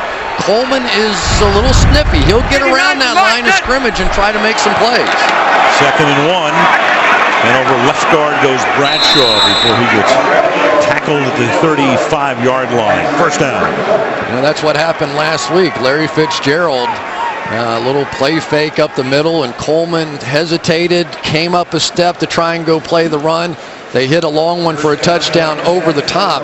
But in order to get those kind of plays against this Eagles defense, because they are so dependent on safeties helping against the run, you have to establish something running the football.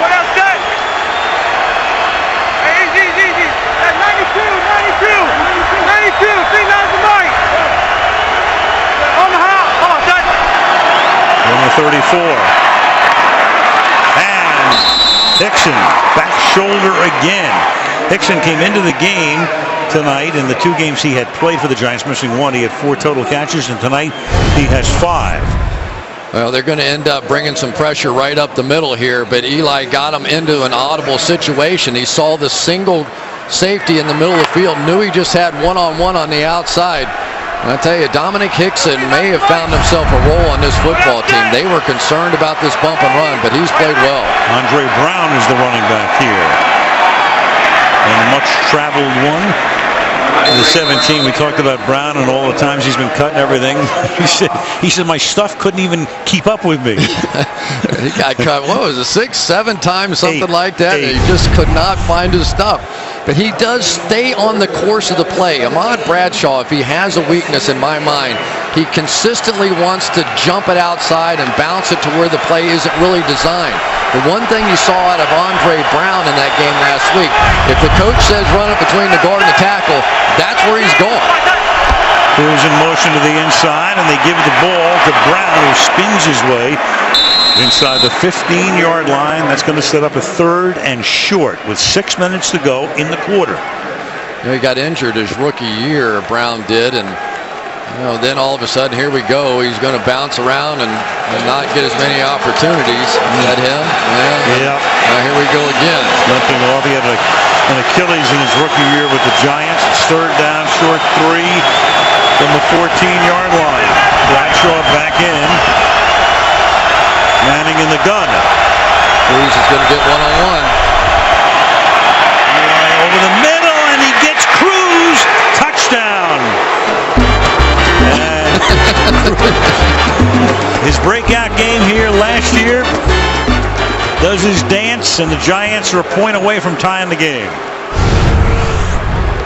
Here we go. This is the matchup we've been watching, and anytime they walk that second safety down, they're going to go to Victor Cruz because he knows he has the single coverage. That time they tried to run D'Amico Ryans, the linebacker, underneath him just in case there was a slant, but Eli weaved it in there somehow. Tynes to try to tie the game. Rutherford puts it down. Wilson gave them good position with a run back to the 43, so they go 57 yards in 8 plays. 5.5 left in the quarter, and we're tied on Sunday Night Football.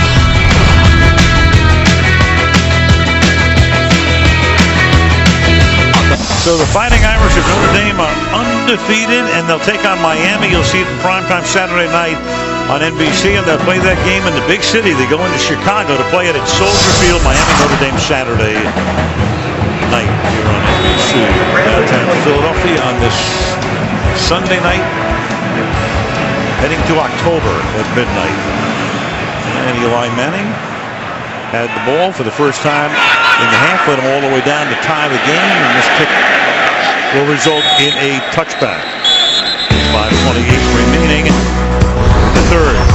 10-10 Philadelphia. Sunday Night Football being brought to you by FIFA Soccer 13. Join the club. By Hyundai, new thinking, new possibilities. By SAP. SAP helps companies run like never before. By AT&T, the nation's largest 4G network. AT&T, rethink possible. High school football Friday night here in Philly. Archbishop Wood beating Cardinal O'Hara 38-14. And out of the link, 10th season here for the Philadelphia Eagles at the 20-yard line. Vic buys time. Look at that time for him in the pocket, and then the pass intended for Jackson hits Michael Boley in the back. Second down. They got lucky with that one. Let's go back to the touchdown. You're going to see Brandon Boykin jump outside and D'Amico Ryans run underneath it when they show blitz. So they want Eli to believe he can throw the slant so they can pick it off with D'Amico Ryans, but D'Amico Ryans doesn't get there. I mean, that is exactly what they're trying to do defensively, get Eli to throw that pass so Ryans will pick it off. He just wasn't quick enough. And Vic again buys time with a fake, and over the middle, that's Selleck, and the tight end to the 46-yard line. And as he always does, that emphatic first down signal, 27-yard gain. Watch Chase Blackburn and Michael Boley come up here on this play, and because of the run fake and the success that the Eagles have been having against the run, they're able to get the tight end Selleck in behind them. From the 47-yard line. It's the second Eagles possession of the half.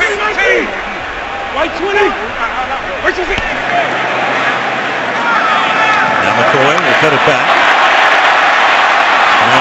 And that's a great tackle, and that's Jason Pierre-Paul playing the left defensive side, hanging right in there, making sure that McCoy couldn't cut around the corner.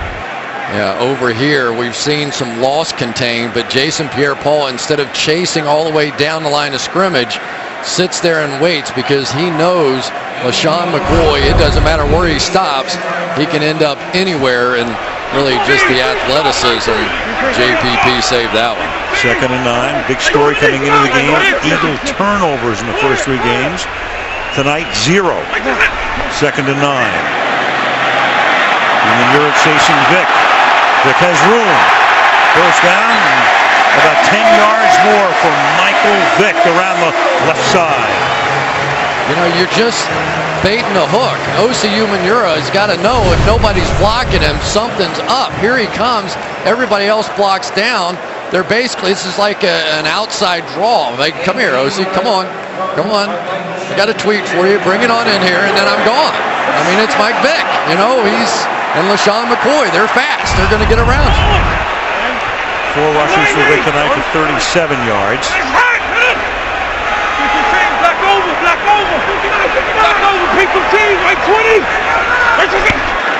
the 34.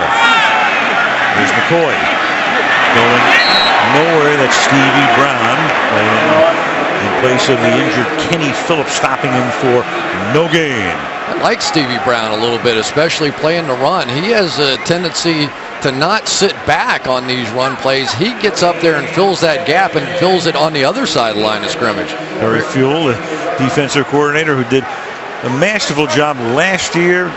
Lots of injuries, plenty this year as well. Mixing and matching and pasting and gluing. And he's got a Super Bowl ring to show for it. 2nd down and 10. And that is Webster, who gets to Jackson at the same time the ball does. You know, it's so interesting for me to watch this game. Deshaun Jackson is going to take a little slant and take a shot in the back of the head. Corey Webster playing with that cast on his hand. But these two teams know each other so well. if you watch the games in the past, there's an evolution to this thing. We did this the last time we played them, and now we're going to do this off of it, offensively and defensively. That was a gain of 4 on the last pass. The ball was at the 30-yard line. And only 10 guys on the field for Philadelphia offensively. They take a timeout. Tom Coughlin, 17 years as a head coach in the league. Jacksonville and the Giants. Andy Reid, longest tenured in the league right now with one team, came here in '99. So 14th season for Big Red. Vic and Pierre Paul. Chris said before, Vic saying, when I come up to the line of scrimmage, I look for Pierre Paul, and then I look for Pierre Paul. I bet he's looking for OCU Manura now to see if he can get outside him again. Manura on the right defensive side. It's 3rd down and 6. And Vic comes back this way, and the pass is incomplete as Prince Amukamara got there. Macklin was the intended receiver to be 4th down. Now, Vic took a big shot on that one, and I'm not sure this is a 1st down even if he catches it when he takes that step back to the ball. Not sure he ever got to the line. First time he goes Macklin's way tonight. He missed the game last week. First time he's been targeted. Now a 48-yard attempt by Alex Henry to try to give Philadelphia the lead again. And Henry's kick out of McBriar's hold is right down Broad Street. 2:07 remaining in the 3rd quarter, and the Eagles on top by 3. McBriar, the new holder, not an issue. It's nice when those laces are front and center when you catch it. You just get to put that thing on the ground. Perfect snap. There you go. What a thankless job that is. Well, we can see some history. Next Sunday night, we're going to go to New Orleans. Drew Brees, his team may be 0-4, but he has a chance to set a record that stood since 1960, held by Johnny Unitas. Football night gets things started. Unitas throwing a touchdown pass in 47 consecutive games. That was a 4-year period, because in those days in the NFL they were playing 12 games. And then Brees, he got one early today with Colston getting away with a push-off, but he threw 3, as it turns out, in a losing cause. So Brees tries to break what we thought was an unbreakable mark next Sunday night against the San Diego Chargers on Sunday Night Football. Chargers playing pretty well right now themselves. 3-1. Yep. Went in and jumped on the Kansas City Chiefs today. A yard in. David Wilson's and a couple of good run backs. He's off to the races again, all the way to midfield. So Wilson and the crowd booing the special teams unit for allowing another long return. This one 53 yards. Every single one of these so far have been not just big returns, but gaping holes. I mean, it's like the Red Sea parting in there. I've never seen a kickoff return. You got the wedge. It can only be a 2-man wedge, and when the wedge wipes out 2 of them, there's going to be a gaping hole. Marty Gilliard, the last man, with a shot at him, knocks him down at the 49-yard line. And Manning will go to work, and they'll swing it out to the fullback. That is Henry Hynoski, taken down after a gain of 2, and we go to Michelle. Well, Al, the Eagles had told us that Nnamdi Asomugha had gone to the hospital to get some attention on that poked right eye. Obviously, he's back on the field now. They have since changed that and said he never did, in fact, go to the hospital. We reported that at halftime when we were told, but obviously he's back here and on the field. He did not make that trip, Al. Yeah, I was thinking the same thing, Michelle. I was wondering if that hospital was like in section 101. Yeah, they got a shield, though. He's right. They're going to take another poke. 2nd and 10. They have a jail here, but not a hospital. And that's a one-handed grab made by Bradshaw, who takes the ball to the 40-yard line. Giant possessions tonight. Got up to a slow start, of course, early on. You had the first 5 resulting in punts. And then they heated it up at the end of the half with a field goal. And because of Wilson's run back, they only had to go 57 yards, and he's set them up again in good shape on this drive.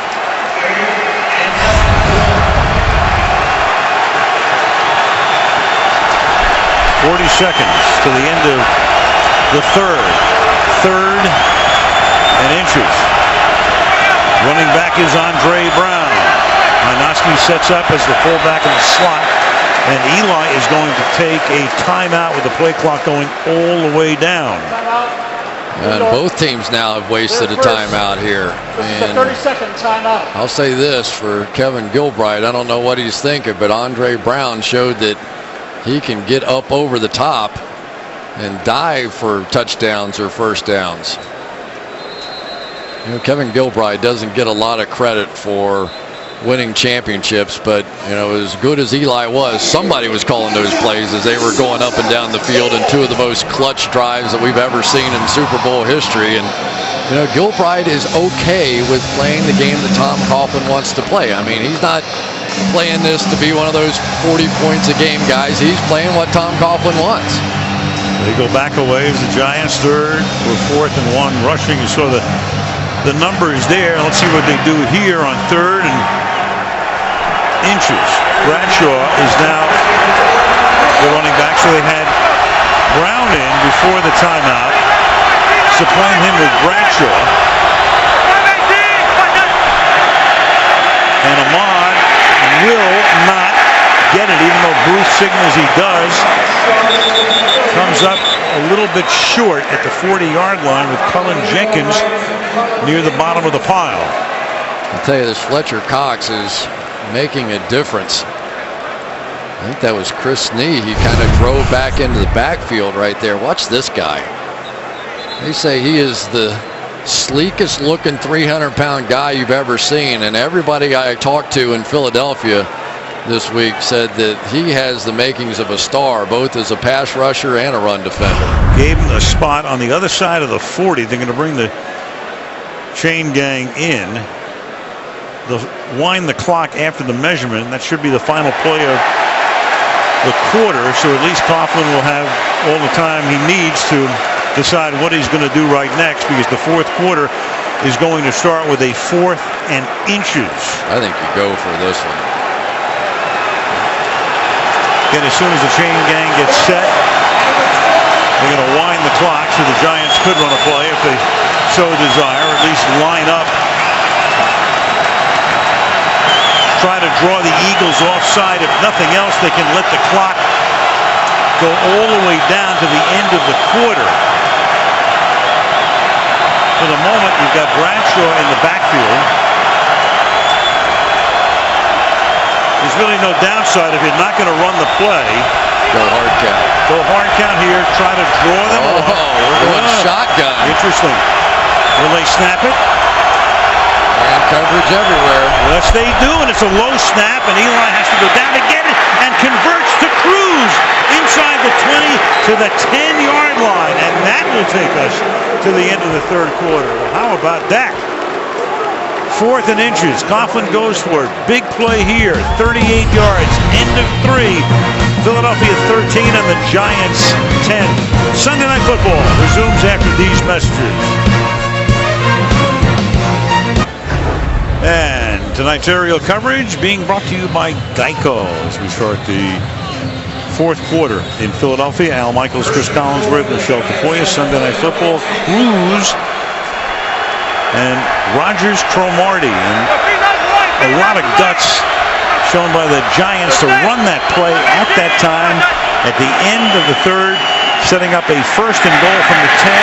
And then it is picked off in the end zone by Rogers Cromartie. And Rogers Cromartie is able to get out of the end zone and out of bounds at the 8-yard line. Whew, what a turn of events that was for Dominique Rogers Cromartie and for the game itself, obviously. I just don't think Eli ever saw any of this. They have 2 tight ends in the game, and they're in this bunch formation.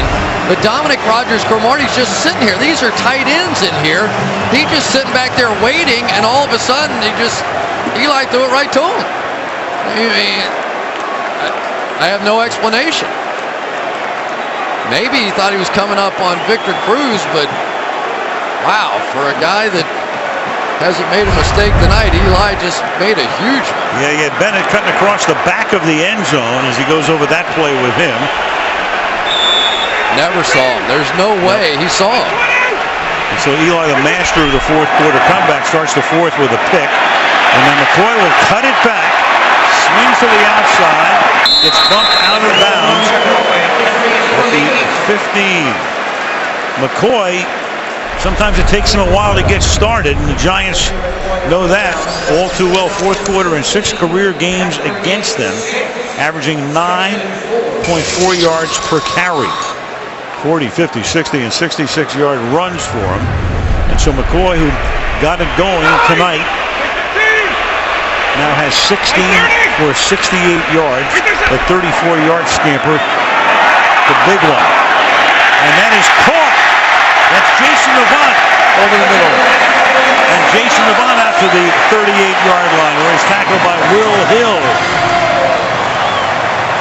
One of the great breaks of the game so far, Demetrius Bell is going to trip Antrell Roll coming through the middle here.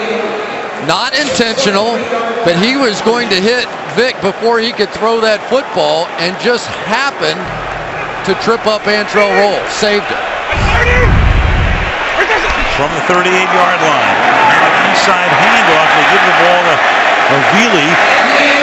And the fullback takes the ball for a gain of 7 up to the 45-yard line. It's a good-looking play right there. Todd Harriman's pulling out and around. You think the fullback Havili's over there on the flank. You're not even remotely concerned about him getting the ball. Boy, what a turnaround for Marty. Give up the big play on fourth down and pick off the next one. And set up a drive that now has them at the 45-yard line, second down and 3. Fight 30. Giants moving around to the left side of the defense, and here's McCoy going through the middle, takes the ball to the Giants' 45-yard line for a first down.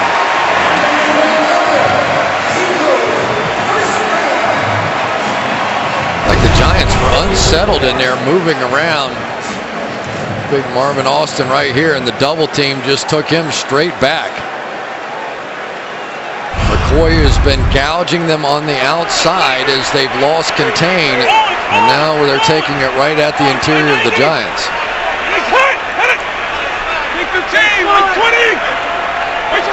And linebackers creeping up. Can't do it. To the outside. And the shifty McCoy, they call him Shady, to the 30-yard line. No matter what you believe, you cannot leave the backside against this guy. Jason Pierre-Paul is chasing it like it's me running around in the backfield. This guy does this so consistently, does it every game. You just have to assume he's coming back to you, and so far tonight, the Giants have not been disciplined on the backside. And it's cost him from the 32-yard line. Off the fake, he steps up, does Vic, and he hits Havili. Think about McCoy. He's one of those few every down backs. In fact, he was in for more than 80% of Philadelphia's plays last year. He and Ray Rice, the two guys you can count on every down. I'll tell you the other thing, Al, this no-huddle offense has worn down the Giants defensively. You know, they don't do all the substituting that the Eagles do with their defensive line, and the pressure isn't quite what it once was here. Second down and 3. Here's Bryce Brown, and he should have the first down. A rookie out of Kansas State, the 7th round pick. Plays being called in by Marty Mornhinweg, assistant head coach, offensive coordinator, one-time head coach at Detroit. Boy, was he worked up this week. He could not believe how many mistakes his offense made in Arizona. And for Perry Fuel, he's getting some late substitutes on. Just got him off. Vic with time, throws incomplete. Jackson was the closest man to it. Second and 10. One of the things that you really have to do against great pass rushers is occasionally don't back up. occasionally go after him the way Demetrius Bell did here.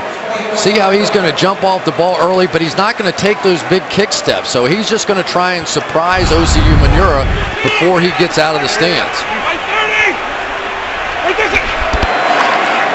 Inside, they run that play again. Pavili with the same success, about an 8-yard gain. Tuck makes the tackle.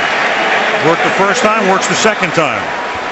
Yeah, and this time, Matthias Kiwanuka on the backside got his contain. Then they make a cut inside. You typically don't see fullbacks that can make a cut like that, but when you have a West Coast offense, think back to Bill Walsh in those days, their fullbacks are athletic pass catchers. Third and a short 3.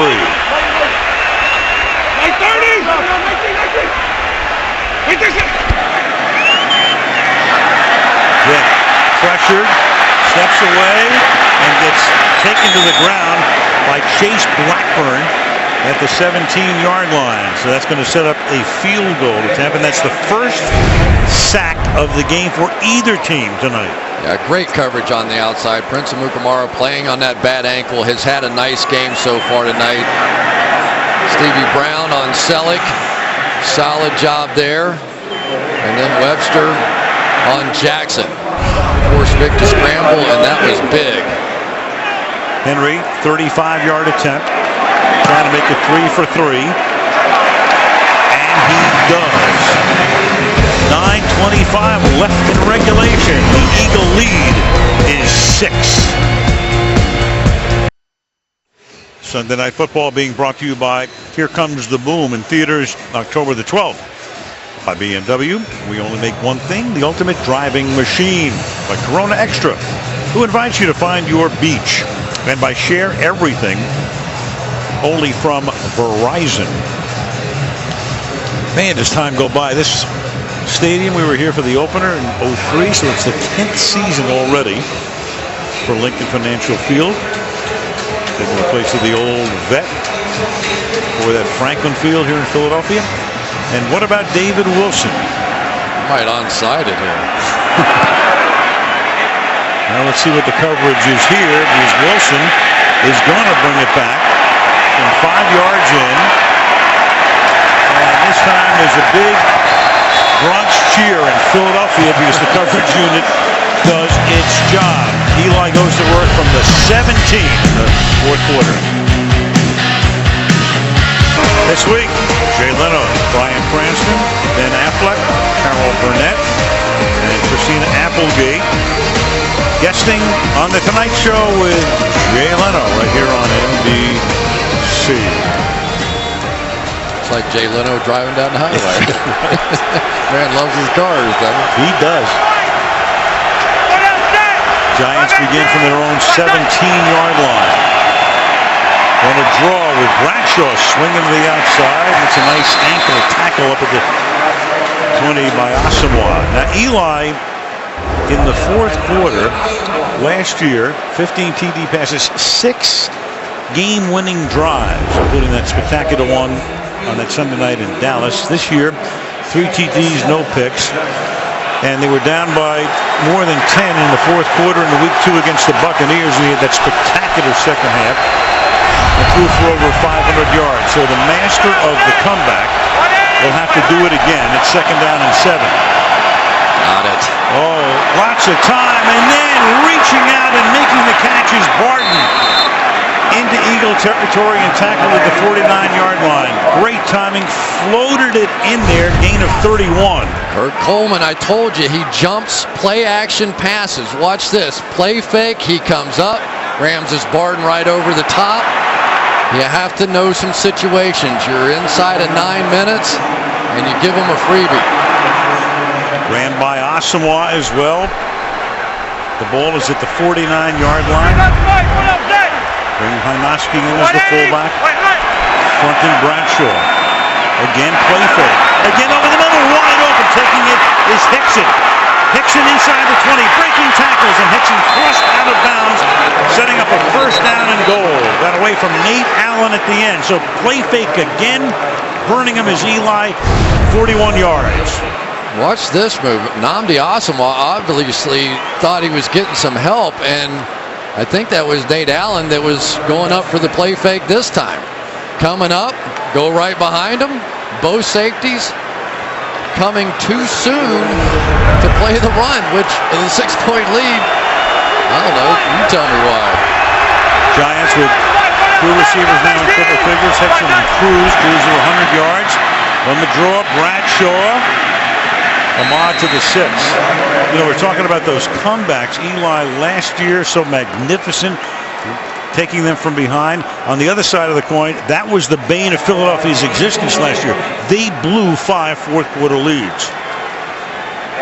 Yeah, they played well at the end of the year, but they just could never catch up after that slow start, and probably the changeover on the defensive side contributed to it as much as anything. Under 7 to play, 2nd and goal. Bunch formation to the right. Eli stepping up, throws wide open over the middle to Bear Pasco. One of those in that bunch formation, first time he's targeted tonight, and the Giants tie the game and have a chance to take the lead with the extra point. I'm not sure I've ever seen the Philadelphia Eagles play worse defense than they did on that drive. Come inside here, completely leave the outside guy in. That's the most basic of all bunch pattern routes. They just crisscross, completely lose the inside tight end. Dreadful coverage that entire drive. Tynes to give the Giants the lead, which he does. Pasco's first regular season touchdown, had one in the playoffs last year. Only takes 240 to go 83 yards. 17-16, New York. Earlier today, Drew Brees in Green Bay throwing a touchdown pass, 47 straight games, tying the iconic record. Johnny Unitas back in the 50s, 47 straight games, and Brees with a chance to set the record next Sunday night on Sunday Night Football at home against the San Diego Chargers.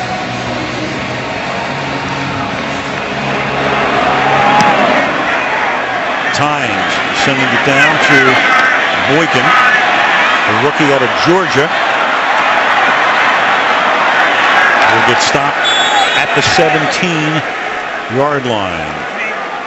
And Michael Vick, through his career, game-winning drives, 13 of them. 6 with the Eagles, and 2 of them this season. Both games they won against Cleveland, at Cleveland in the opener, and against Baltimore in week 2. They were trailing in the 4th quarter. Plenty of time. You can run anything in your offense. LaShawn McCoy has been very effective here lately.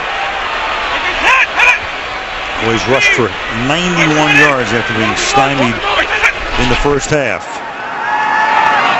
And Vick guns it over the middle, right on the money. Jackson makes the catch, tackled by Webster, so a good start on this drive for the Eagles. And the key is they're getting chips on both pass rushers on the outside. Here's Jason Pierre-Paul, and they leave Jason Avant in, and he chips, and then he's the underneath guy in the route. And on the other side, same thing. The tight end gets a little piece of him. From the 36. McCoy, there he goes, around the end again to midfield. Danny Watkins pulling, helping lead the way. Well, Brent Selleck with a really nice block out on JPP, but it's the fullback again, Havili, who gets down the field, and as he's chopping his guy, Chase Blackburn gets caught up in the wash, and there's nobody there. The edge defense of the Giants has been pretty bad in this one. From the 49-yard line of the Giants. Giants are saying there's movement. No flag. Here's McCoy. And turning around again. Turns into a decent gain to the 44. Gain of 5. Great NFC East rivalry in that division. Dallas plays tomorrow night against Chicago. They're 2-1 with a victory over the Giants on opening night in hand. And the winner of this game goes to 3-1, and then Washington at the end pulls one out at Tampa today. And the Skins are 2-2 through week 4. 2nd and 5 now. With time again to the outside. Catch is made Macklin. So Macklin, who missed last week's game with a hip injury, has only been targeted a couple of times tonight, and that's his first catch of the game. Really nice read by Vic on that one. This is one of the few times that they've rotated back in coverage, and Vic saw it right off the bat. Maybe a better way to rotate the other way, not to his open field side where he was going to see that in his drop back. McCoy. Not much this time, taking it to the 36-yard line. Short gain. Now that was good by Blackburn. That time they switched responsibilities on the outside. Jason Pierre-Paul came crashing inside and Chase Blackburn looped out. I kind of like that adjustment right there. Come here, and now they're going to set the edge with Blackburn, and it was much more effective. Selleck can't get out there to get him out of the way. Perfectly played by Blackburn. 1-yard pickup. Ticking down to 4 minutes. 2nd and 9. Play action. Vic's going to take off. He's going to get the first down, and he's going to go out of bounds inside the 25-yard line. Michael Vick.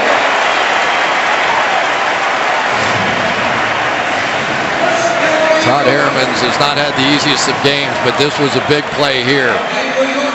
Working against Justin Tuck, who almost got the outside on him, and he just shoves him by Mike Vick, who then steps up. One of the problems with not rushing 5 against Vick, there are some huge running lanes in there. So first down now, you've got Jackson lined up in the slot. You got Vick going back to throw. You got the tight end Selleck taking it to the 15-yard line. So a good mixture on this drive. Meanwhile, the running game of the Eagles non-existent in the first half. Tonight they have rushed for 179 yards past the 237. Good balance. Yeah, and this double chipping strategy on the outside is just frustrating these pass rushers so much for the Giants, and now they have no choice but to just sit there and watch this clock tick away as the Eagles continue to move it down the field. 2nd down and 2.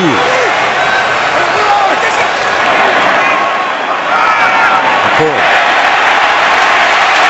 It will be first down and goal, going right through the middle of the Giant D to the 8.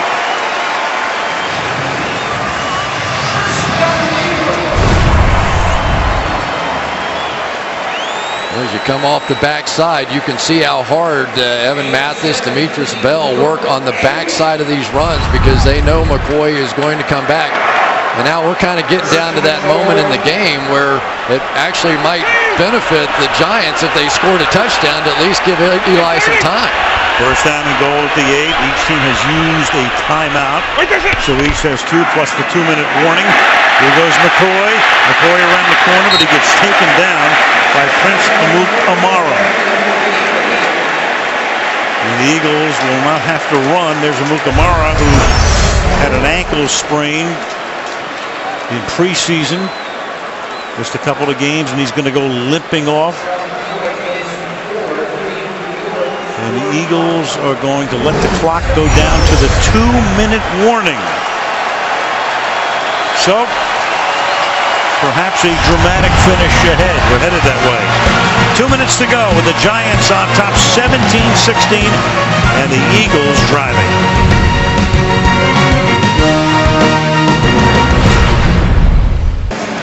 After the game, the Wendy's post-game report. Michelle down on the field. Bob Tony and Mike Florio will break it down, talk about news around the league, and we will take a look ahead to next week's game in New Orleans. So the strategy here now, 2 minutes to go, the Giants are going to get the ball back one way or another. You can think about, well, letting them score here. The problem with that is if you let them score a touchdown, and if they take the touchdown, you need a touchdown. For the Giants, it would behoove them, obviously, to get Philadelphia to settle for a field goal, chip shot field goal, and then all the Giants would need is a field goal. The Giants have 2 timeouts. We have 2 minutes to go, and it's 2nd down and goal at the 4-yard line. And Bryce Brown is the running back here.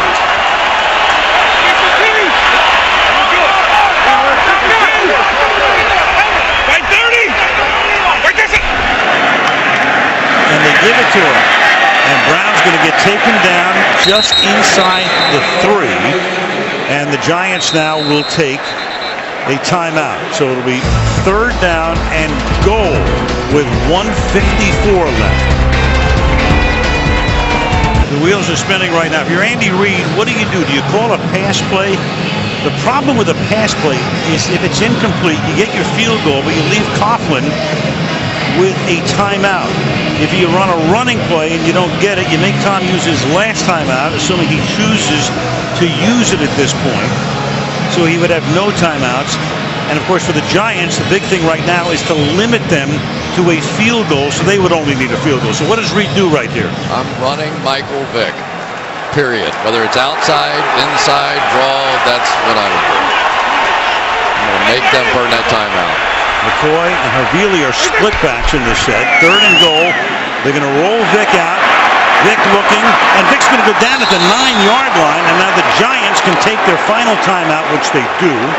It's 4th down and goal, and even without the timeout, that's a lot of time for Eli to go to work and only need a field goal.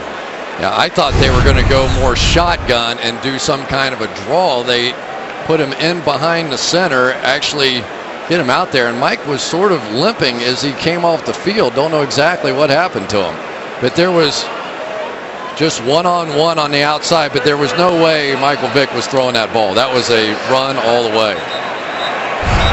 And now you've got Henry coming in. He's 3 for 3. He's got a new holder in McBriar, but McBriar, as a Dallas Cowboy with a lot of experience holding, they've had no problems tonight. Their snapper's one of the best in the league in Dornbos, and it's a chip shot to try to give the Eagles the lead.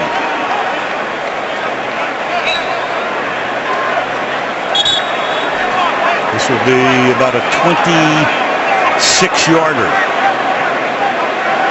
And Manning will get the ball. And a couple of kicks less than 152 when this play is over. 26-yard attempt. Snap and hold were good, and the kick is just good. Where have we seen that before, huh? Just inside the right upright. And back and forth we go in this one with 149, and it's 19-17 Eagles. Yeah, they had that one. Well, now comes the David Wilson show. You're going to kick it to him deep and give him another shot at this thing? That's what you're thinking about right now. And, of course, Eli is the master of the 4th quarter comeback. So his play selection, I mean, who do you think is the guy he'll more likely to target than anybody else on this drive? Well, Victor Cruz obviously has been his big play guy, along with Hickson down the field. But it would not surprise me in this moment, Martellus Yeah, Bennett. I'm just thinking the same thing. I mean, he's the tight end who's played such a key role, and he's been silent tonight. Yeah, he caught that one pass that was called back on a penalty, but he is a big target, and he's a weapon they have not had on this Giants team. A guy that can go down the field, go up high, and make a play. I'm going to assume that the Eagles' safeties are not going to overreact to the run and come up the way that they did on that last drive. So there's Wilson, averaging 36 a return, had a good one called back by a penalty, and he is going to get a chance here from 2 yards in the end zone. Coming straight up the middle. And Wilson with another good run back, taking it to the 37-yard line. The Bluebirds come out again with that coverage group. You know, it would have been hard for me to kick him in that situation, kick it to him. I would have squibbed that thing somehow. They have, on 80% of the kickoff returns, they've been bringing it back. That's probably the worst return he had.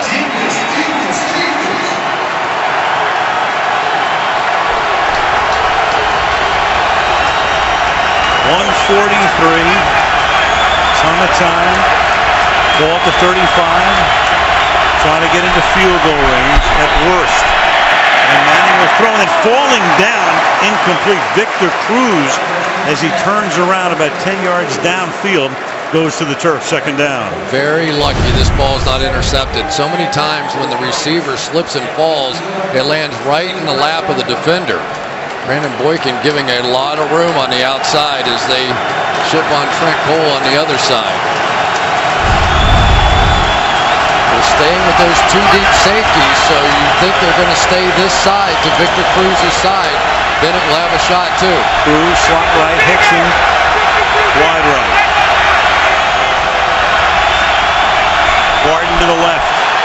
Manning drops the snap, spins away, throws, incomplete. Ooh, Eli lucky to get it away, and it's third down and 10. Boy, David Voss having a tough time with these snaps tonight. We've seen more than one here. Nobody on his head. That thing one hops, and you could see Voss turn around and look. He knew it slipped out of his hands. So two terrible plays for the Giants to start this drive. From the 35. Crowd rising as one, stopping.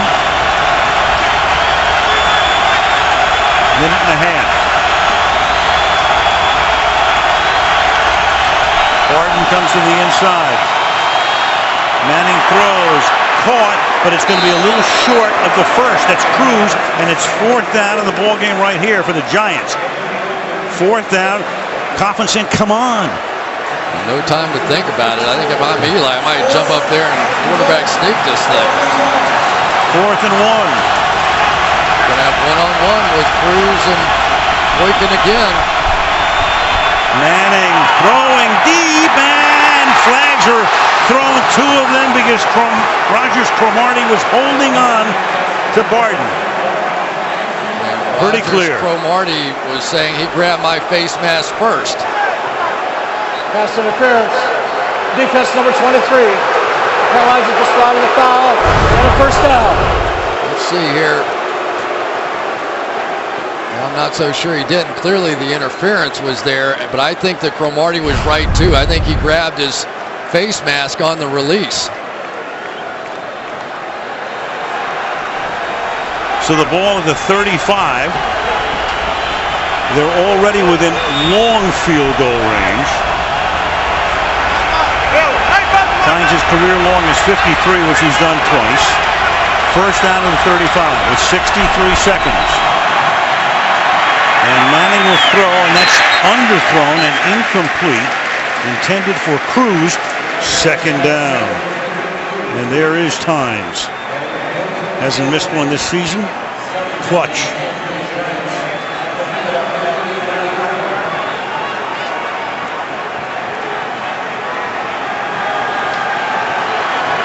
He's been here before. Second and 10. This time, Hickson and Cruz go to the left and Barton to the right. I tell you, it looks like might be sneaking up. Nate Allen was sneaking up like he was coming on the blitz. Here come the Eagles. The pass is caught. That's Barton, and Barton takes it to the 25, and that's going to make it a lot easier. Now they're going to say no. Barton had it. Asamoah's there, and then it gets waved off. Asamoah with a big jam off the line of scrimmage, and then is going to drag that thing out of there. Wow. Have to maintain possession. 2 feet down, falls out. Just as he goes down. It's a correct call. Big play by Asamoah. Big. Third and 10. Now do you want to go for 5 here just to make this field goal a little easier? And that will be incomplete. Uh-oh. Flag is thrown again, though. That's Barton involved in it. Flag in that area right there. That's Coleman saying, who? Well, it looked like Nnamdi Asamoah got his hands up around the face Pass mask. interference. Defense number 24. Carolina just spotted a foul and a first down. They were cheering the referees when they right. came out before the game. Crowd wants the replacements back. But they're getting the calls right. Whoa. I don't think I'm calling that one. Wow, what a call that is. 49 seconds. It gives them an automatic first down. Right now you're looking at a 46-yard field goal. And they're going to give it to Bradshaw, and Bradshaw is going to take the ball to the 26. Working the clock now from the other side. They want to leave Philadelphia with nothing. Back to the interference call. Let's see. Shot to the face. That's not. I wouldn't have called it. That's all I can tell you. And I keep playing offense here too. Yeah, you're an ex-receiver. And Manning's going to go deep, and that is incomplete. And that's Barden again. They're going to call that pass interference on Asamoah again. Yep. Oh no, they go the other way. Yeah. The Giants think it's going to go against them, and it will. Offense number 13.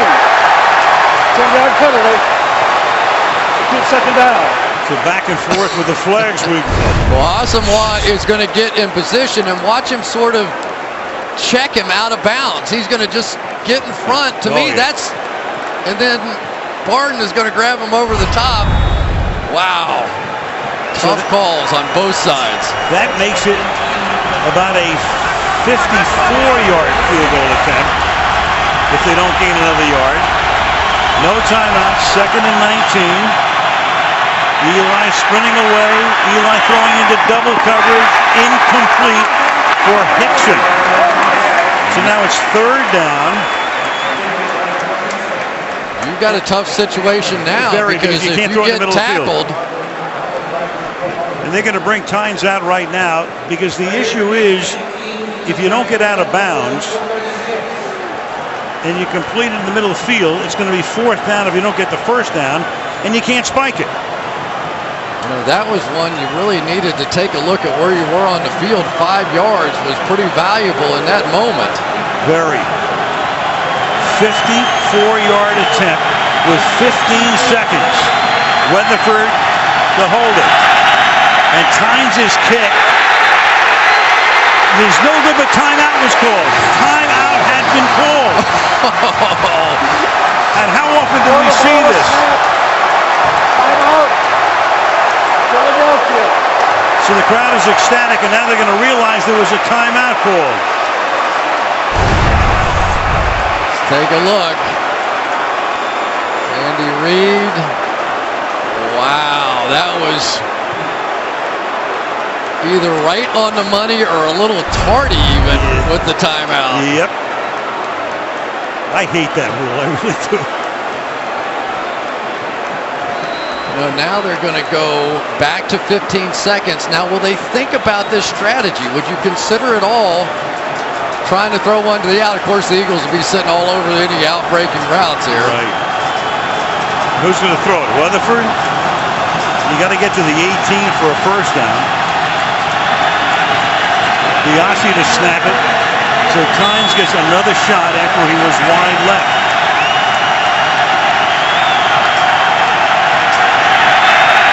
And this time, Tynes' kick is no good, just short. Accurate enough, but just short. And those extra yards come back to burn the Giants. They're in field goal range. The only thing that knocks them out of field goal range is a penalty, and they get the penalty. Shoot. And he's a couple of yards shy.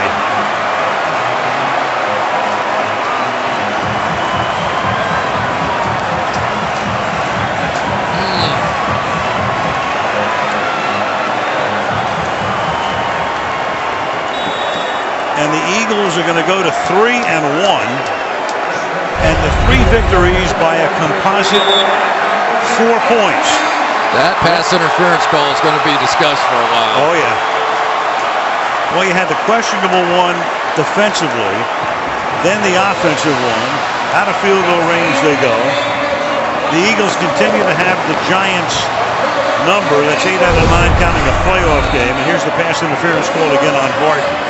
Watch Nnamdi sort of wrap his arms around him, and then Barton on the top side. I think I could have called that one both ways. But that call goes to Philadelphia, and so does the game. 19-17, the Eagles win it. The Wendy's post-game report coming right up on Sunday Night Football.